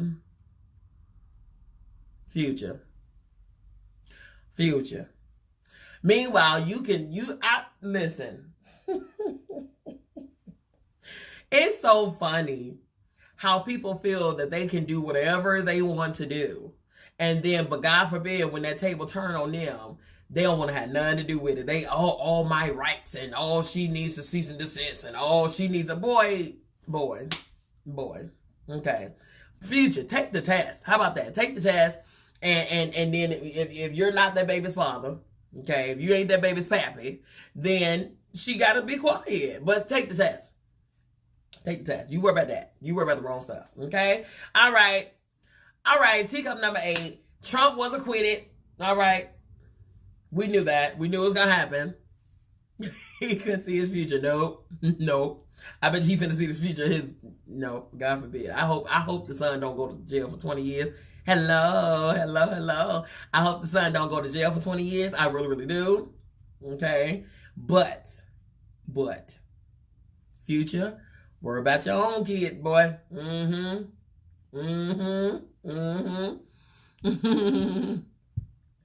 She said he not even cute. Listen, he really not. I can't. He's really not, okay? All right, so Trump was acquitted. We knew that was going to happen. But let's talk about the pettiness between him and Nancy Pelosi. First of all, she's a G.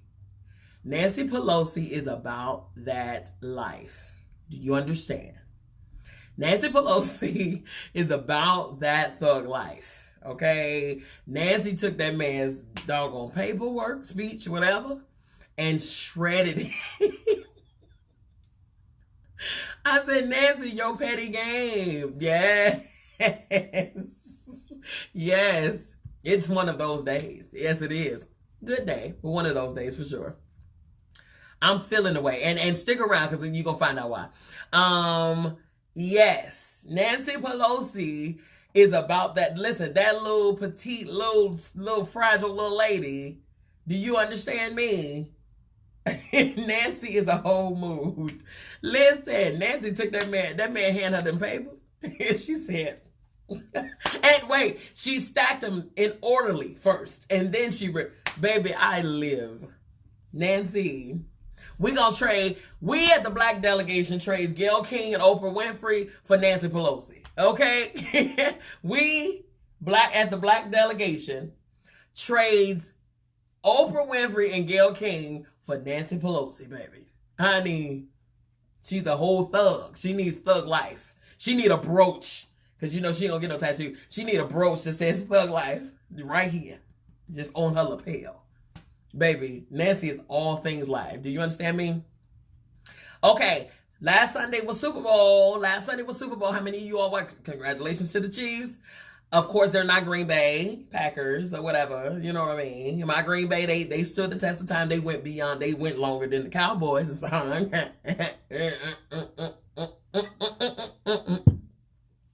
I'm just saying, it's all fun, football is all fun and everything or whatever. Okay. So, anyway. They are not the Green Bay, but, I'm in good sportsmanship like behavior. Okay. Congratulations to the Chiefs. Okay. So, but let's talk about this halftime show with Shakira. I'm just saying that, the Cowboy, you know what I'm saying? They was all right. They didn't last as long as my Packers, but it's okay. It's okay. Y'all did good. You did good. Okay? You did good in good sportsman-like behavior. Congratulations. You stood as long as you could. You stayed in there as long as you possibly could. Green Bay went further, but it's okay. It's okay. Neither one of us made it. I'm just saying for the record, that Green Bay lasted longer. Oh, okay. Never mind. Okay, moving on. Listen, let's not live there. Let's move on. Okay, let's move on. It's okay. But the halftime show, Shakira and Miss J-Lo, honey, gave all of the Latino things. Okay? It was uneventful for you, Kim? No, ma'am. I loved it. Y'all. Of course, now, let me just say this. Y'all can't come in watching the halftime show with the preconceived notion that it's going to be like Beyonce or beyond. Tell the truth, shame the devil. Did you expect it to be the Beyonce-esque-ish type of situation? Because they gave. I believe they gave. But I will say this. You have to look at what they gave, though. They gave political whatever. They had the children in the cages. They had the Puerto Rican flags. They sang Born in the USA. They were standing for political reasons. Their performance was a war cry. That's what it was. It was pretty much like to Trump, nah. Okay? And you gonna put some respect on our nationality. That's what it was. Okay? So what y'all can't do, because Shakira and J-Lo will never and could never be Beyonce. But guess what? That's okay. Okay? And that's the thing. You can't think Bruno Mars, Katy Perry. You can't think those things. I think they gave what they could give. You're talking about J-Lo, who's not really the real singer. Okay? However, she's a great performer. The girl started off as a fly girl. Come on. Okay?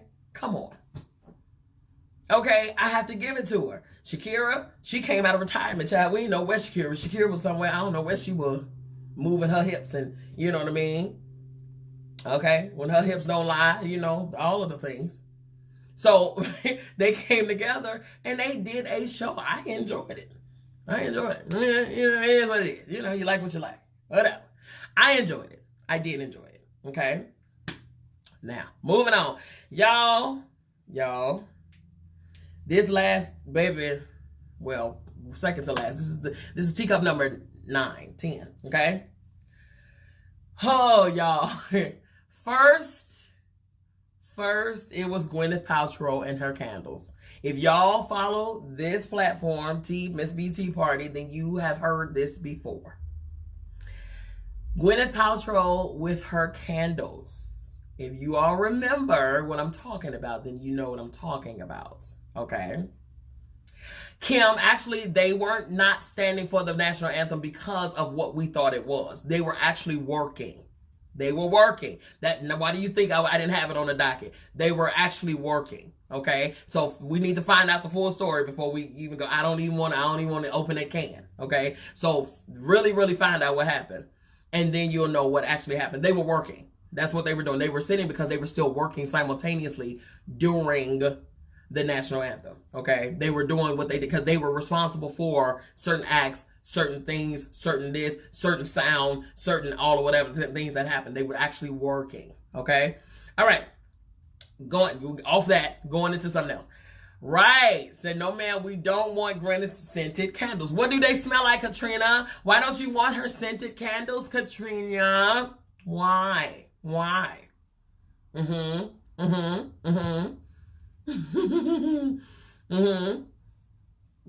listening. Why? What is the aroma? Do you not like the aroma? I'm just saying. Okay. Getting to the story. First, Gwyneth, now Erykah Badu. I live, honey.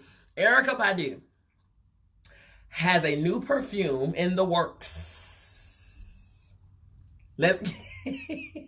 She said, I don't want my home smelling like coochie. Let me tell you something. Let's get into it. Erykah is in the process of creating an online store named Badu World Market. Okay, where she will sell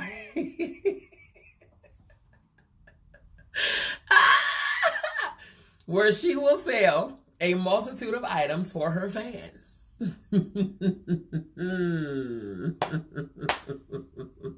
One of those, y'all remember the tea. That's good.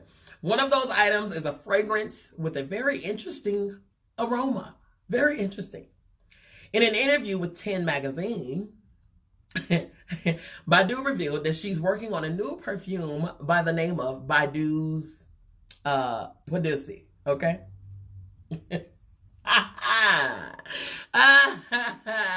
Listen. She said, I'm all for this food. Okay. Right, Skylar, let me get into the tea, girl. You spilling the tea for me, okay? All right. Okay. That smells exactly how it sounds, okay? Badu went on to explain the reason behind creating such a fragrance, stating, okay? This is what she says. There's an urban legend that my coochie changes men. The men that I fall in love with and that falls in love with me. We all know this to be true because Andre 3000 went in as a thug, came out as a cross-dresser. Common went in as a whatever, came out as a child. Listen, listen, she changes things with her things. You understand? Okay? I mean, hey. Okay? So, she says they change jobs and their lives, right? You don't need a D. That makes She said probably smell like herbs and male sacrifice. I'm done. You so crazy. Not herbs and male sacrifice. Okay.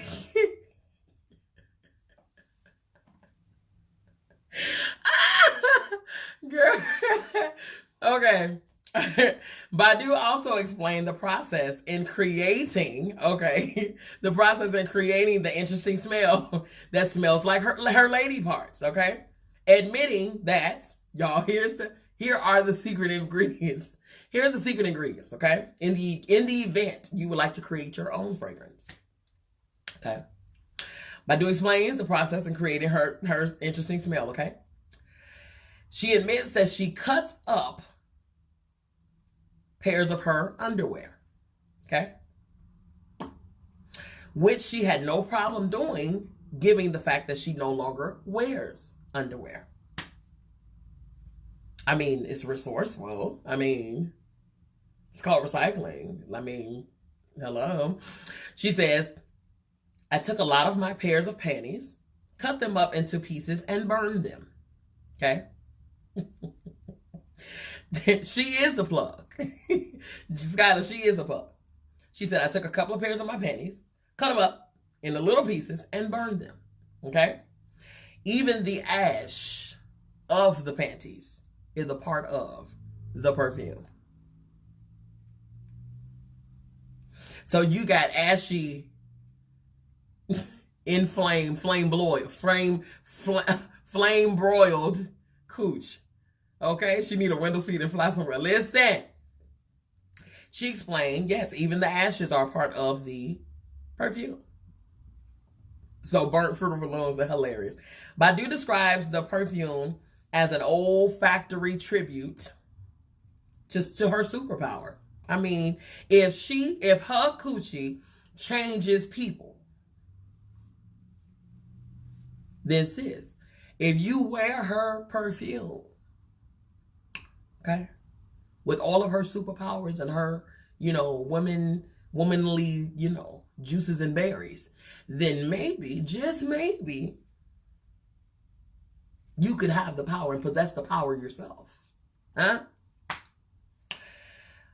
Badu's Padisi will be up for purchase online on her own. Of course, it's not Padisi, it's the actual very, very word. Will be online in her online store coming this month. So, you ain't got to tell me which one of y'all gonna buy it.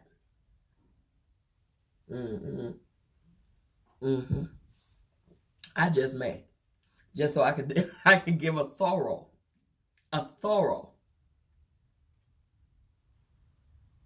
I just may. Right. Right. She said, so I just learned about future. Tamika, oh my God. Y'all be coming left with the stuff. Chad, you got to ring a bell if you're going to change the subject, honey. I don't know what you saying. Okay, now, last teacup, you guys, before I go into a conversation, okay? If you have not, I don't know, how many of you all watch Power? How many of you all? By show of hands, how many? She said, no, I'm going to stick with my Mason Francis. Yes, ma'am. Listen, hey. I just may get it just to give a thorough research and investigation of what said Power is, okay? You're going to wait for the product review? Yes. You know that's what I give, honey. On Tuesdays, I give product reviews. That's what I do, okay? So I would only be merely doing my job as a reviewer, as a, consumer. You know what I mean? She said, scared of that perfume, anybody who buys. Oh, don't be scared of me. I'm merely doing research. Research and development. That's me. Okay? Okay, so Sarita, she loves Power. How many of you all are Power fanatics? To the point where you don't wait until Sunday evening to watch it. Because if you got Stars, then you can watch it at 12 midnight on, Sunday morning.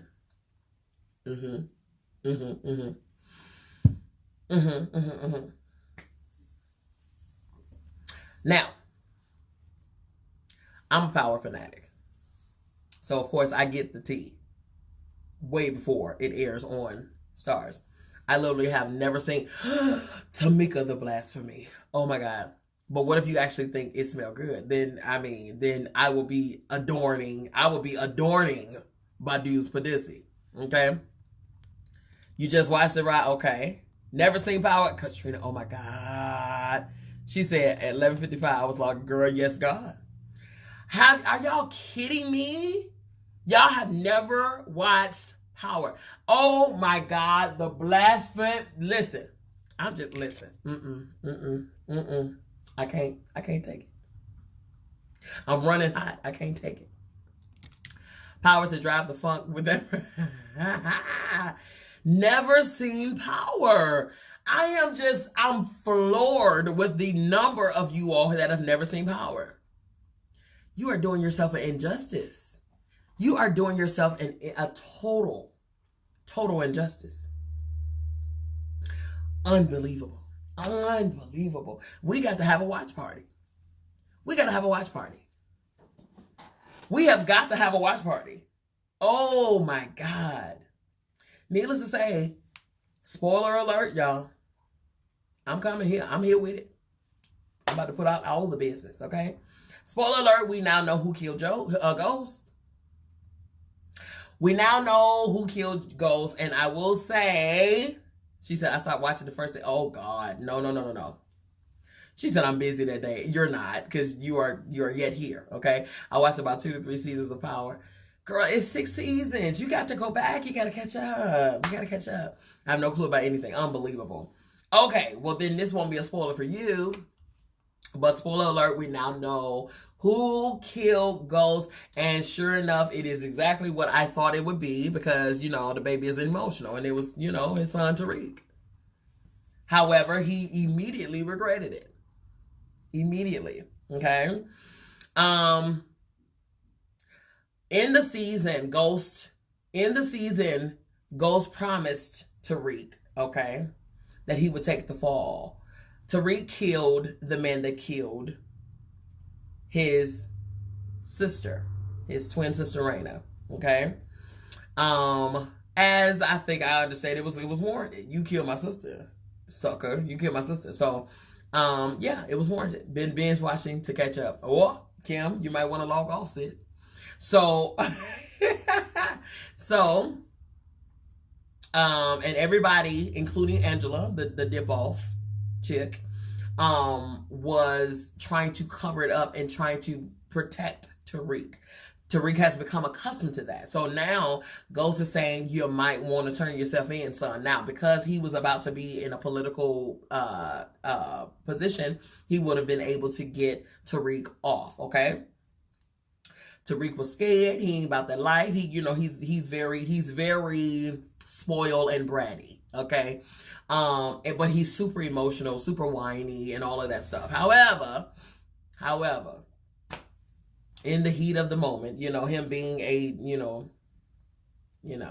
young man going through puberty and, feeling the things or whatever, he shot his daddy. He killed his daddy. Yes, he did. And so when Ghost actually promised that he would take the rap for Tariq before, Ghost reneged on that. And so then Tasha ended up being the one. His mama. She said when they came in and they had the warrant for her arrest and this and the third, they got her for the murder of James St. Patrick, aka Ghost. And Tariq, he was crying and kept saying, please tell him what happened. Just tell him what happened. Just tell him the truth about what happened. His mother said, no. She says, go to school, live your life. Go to school, live your life. So mama took the rap for the son. Okay? Now, Tasha has always been 100% with him. Always. And she loved her son. Nope. Okay? She said, Tariq, get on my nerves. Absolutely does. He's very emotional, very spoiled. But it is what it is. Okay, so that's the thing. That's the end. However, here's the tea, though. Here's the tea.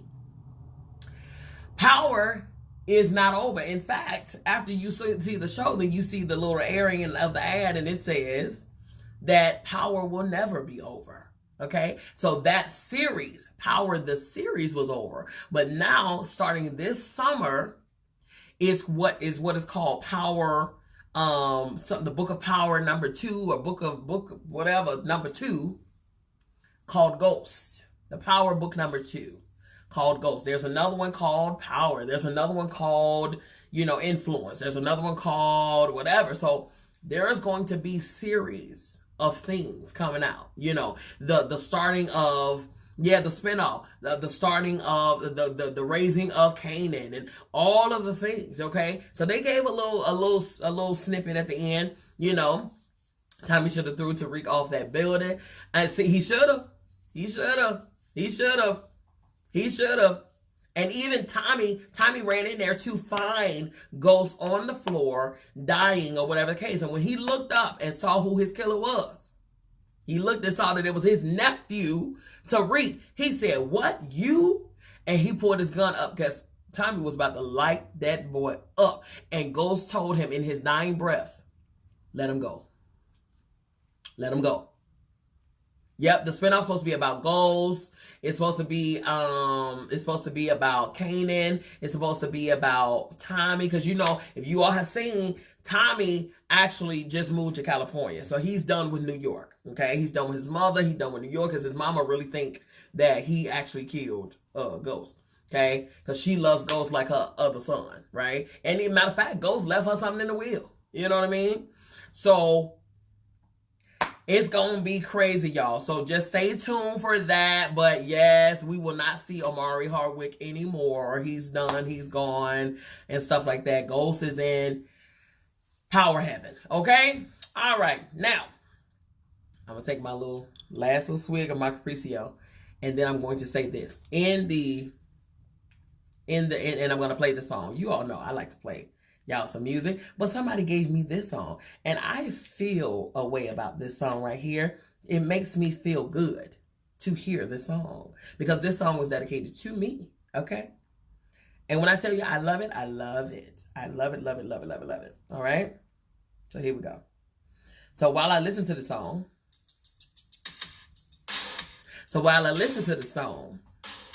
I'm going to talk to y'all.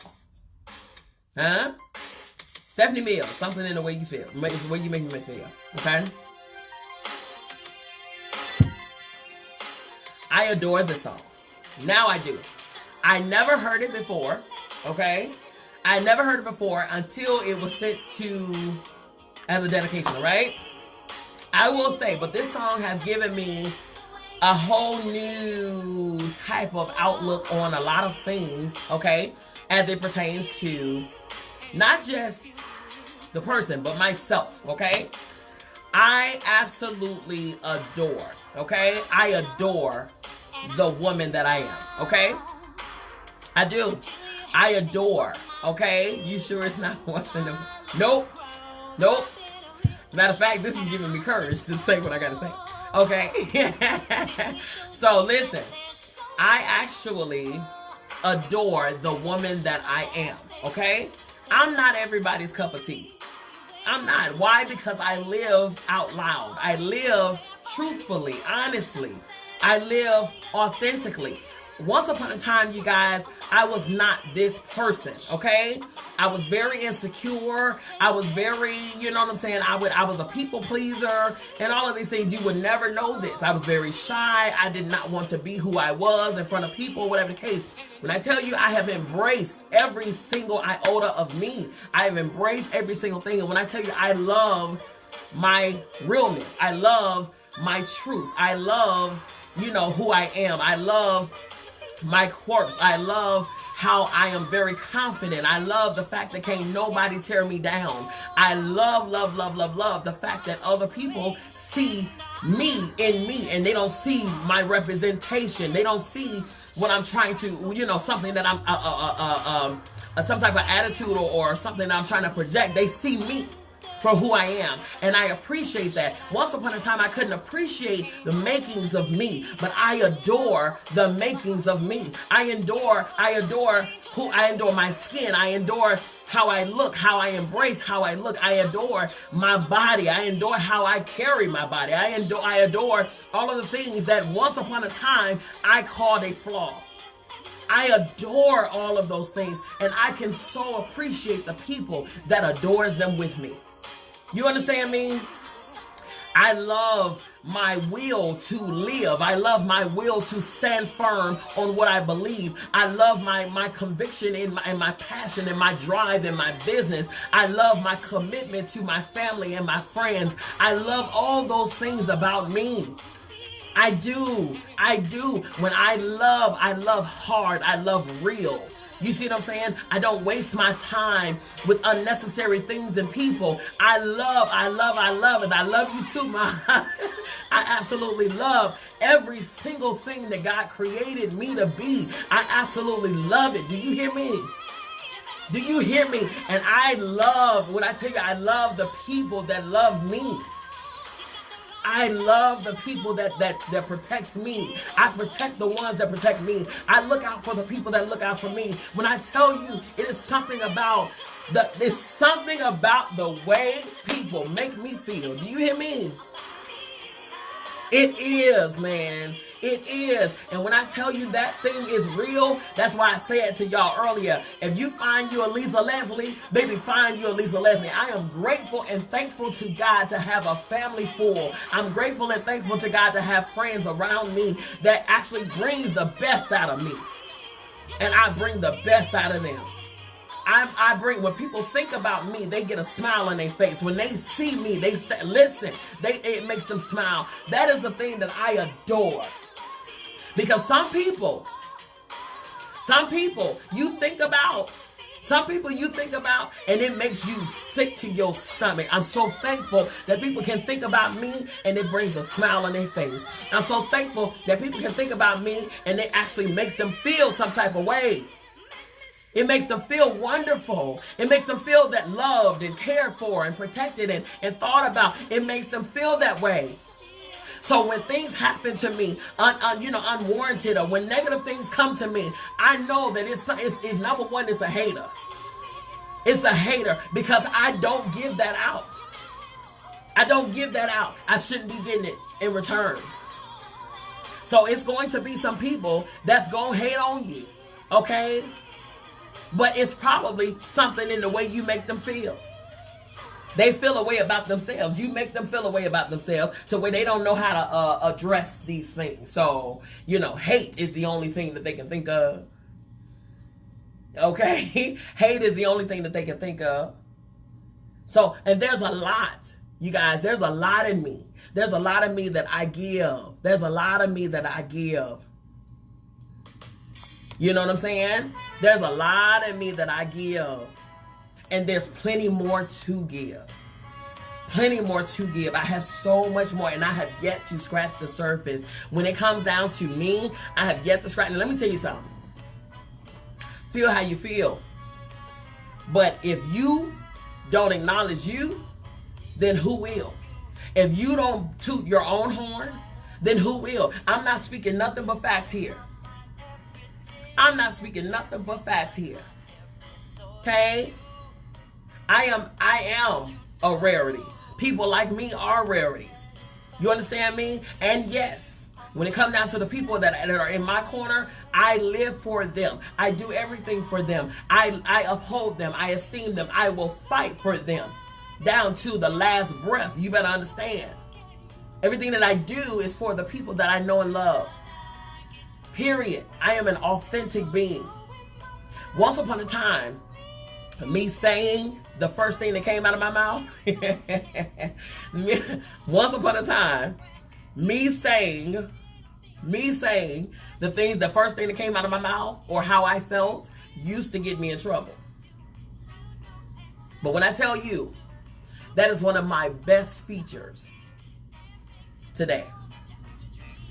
Because I say what I mean. I say what I feel, and I say it when I feel it. There's no time limit for me in when you tell someone that you love them. If you love them, say you love them. There's no limit for me in how big love is. I have my feelings about it. Everybody may not agree, but guess what? I don't care. I don't live for everybody else. I live for me. I live for me. And no longer do I ask opinions about what I'm supposed to do, be, think, how, do, talk, whatever. I haven't done that for a very long time. I am a very free individual. I'm so free. And I'm so thankful. I don't care. And don't get me wrong. My world's not perfect. Not in the least bit, baby. I got problems just like everybody else. Okay? I do. But when I tell you, even through the obstacles, even through the situations, even through circumstances, I still am one of the happiest people I know. I'm talking about truly, truly happy. To my core, happy. Hey, y'all. To my very being, to my bone, to my soul, happy, free, love, full of joy, full of peace. When I tell you, in the midst of calamity, full of peace, full of everything. And I'm telling you, that is me. That is me. And I attract that type of stuff. My energy, my everything attracts those type of people. And when they attract those type of people, I hold on to those people because those people are rarities. They're rarities. They are priceless. Oh my God. It's like the mold was broken when some of these people were created. You know what I'm saying? Golly. Man, when I tell you, I had to say it. I was sitting up and I was getting myself together for this live today. And I was doing my makeup and I was like, girl, you are absolutely beautiful. And that is not arrogance. That's not cockiness. If you don't tell yourself that, then who will? I looked at me and I said, oh my God, you are absolutely gorgeous. All of that good goldeny, browny, honey, almondy skin, child. Listen, you are covered and smothered. You understand me? You understand me? Girl, stunning, absolutely beautiful from your head down to your toe. And you're not perfect, not by least bit, but you are perfectly imperfect. Perfectly imperfect. Okay? Perfectly imperfect. And when I tell you I love all of the perfect things, but I also love all of my imperfect things because those things make me who I am. There will be no other MzBee. There will be no other Bianca Venice Brown. There will be no other me. Ever. I don't care how much they try, and baby, they try. Do you understand me? All the carbon copies are out here. But guess what? There will be no other, and I so love that. So that means if there will be no other, then that means I got to be the greatest me and the greatest version of me that I could ever possibly become. That's the beauty of it all. That's what my book is about, y'all. Make up with yourself. You got to make up with you. You have to give yourself the permission to be. Give yourself the permission to live. Give yourself the permission to be excited, to be happy, to live and to see past, your this, your that. Give yourself the permission. Make up with you. Forget trying to appease other people. Forget trying to kiss other people's butt. Forget trying to brown nose other folks. Man, bump all of that and all of them. Because if you got to do all of that to get their attention, then baby, you don't need it in the first place. You understand what I'm saying? All of it. Honey, please. I live for me. I live for me. And that means that anything connected to me, I live for that too. I live for that too. If I call you family, you are indeed family. I don't care where we are in distance, space, and time. If I call you family, you are my family. If I say I love you, I indeed love you with every part of me. With every part of me. Often imitated, never do, never. Okay? Never. Because what I do and what I say is genuine. Okay? It's genuine. It is from my very insides. It's from me. Okay? And I attract those. That's why I say when people come and they do me wrong, it's, it's upsetting. It is. However,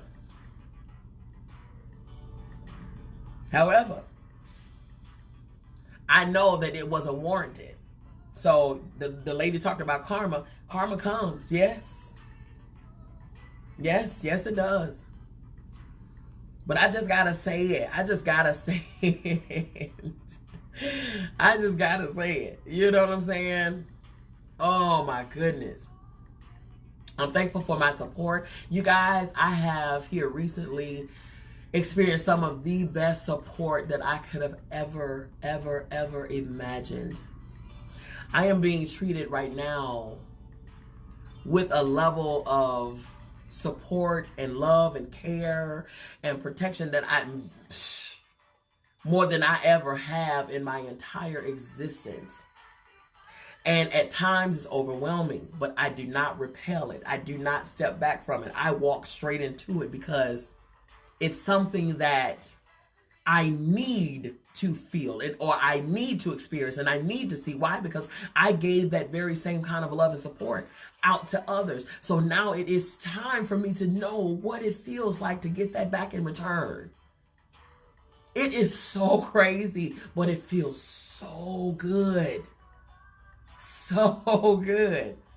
And when I tell you I am living, I am in love.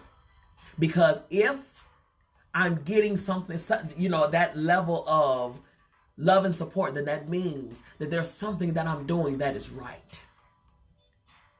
So I'm going to keep doing it. And I thank you all every week. I thank you for every day giving of yourselves, loving me enough to be here, giving of your time, giving of your energy, your space. You know what I mean? Interacting with me, you know, supporting all of the things that I bring to you and all of this and then the third. And I appreciate every single part of every single one of you. Okay? And with all of that being said, I thank you. I love you. Be sure to tune in right here. Let's Be Real BV Entertainment tomorrow at 7 p.m. Eastern, because we are featuring a new artist, New Music Monday. Okay, 7 p.m. Be sure to catch us there. And matter of fact, all of our pages and everything is on the captions of this video. Make sure you go and like, follow, turn on notifications so you can receive and don't miss anything. Make sure that you go to the YouTube page and you actually become a subscriber. Turn on the notifications, because every video that we do here and it's posted over there, okay? I love every single last one of you, okay?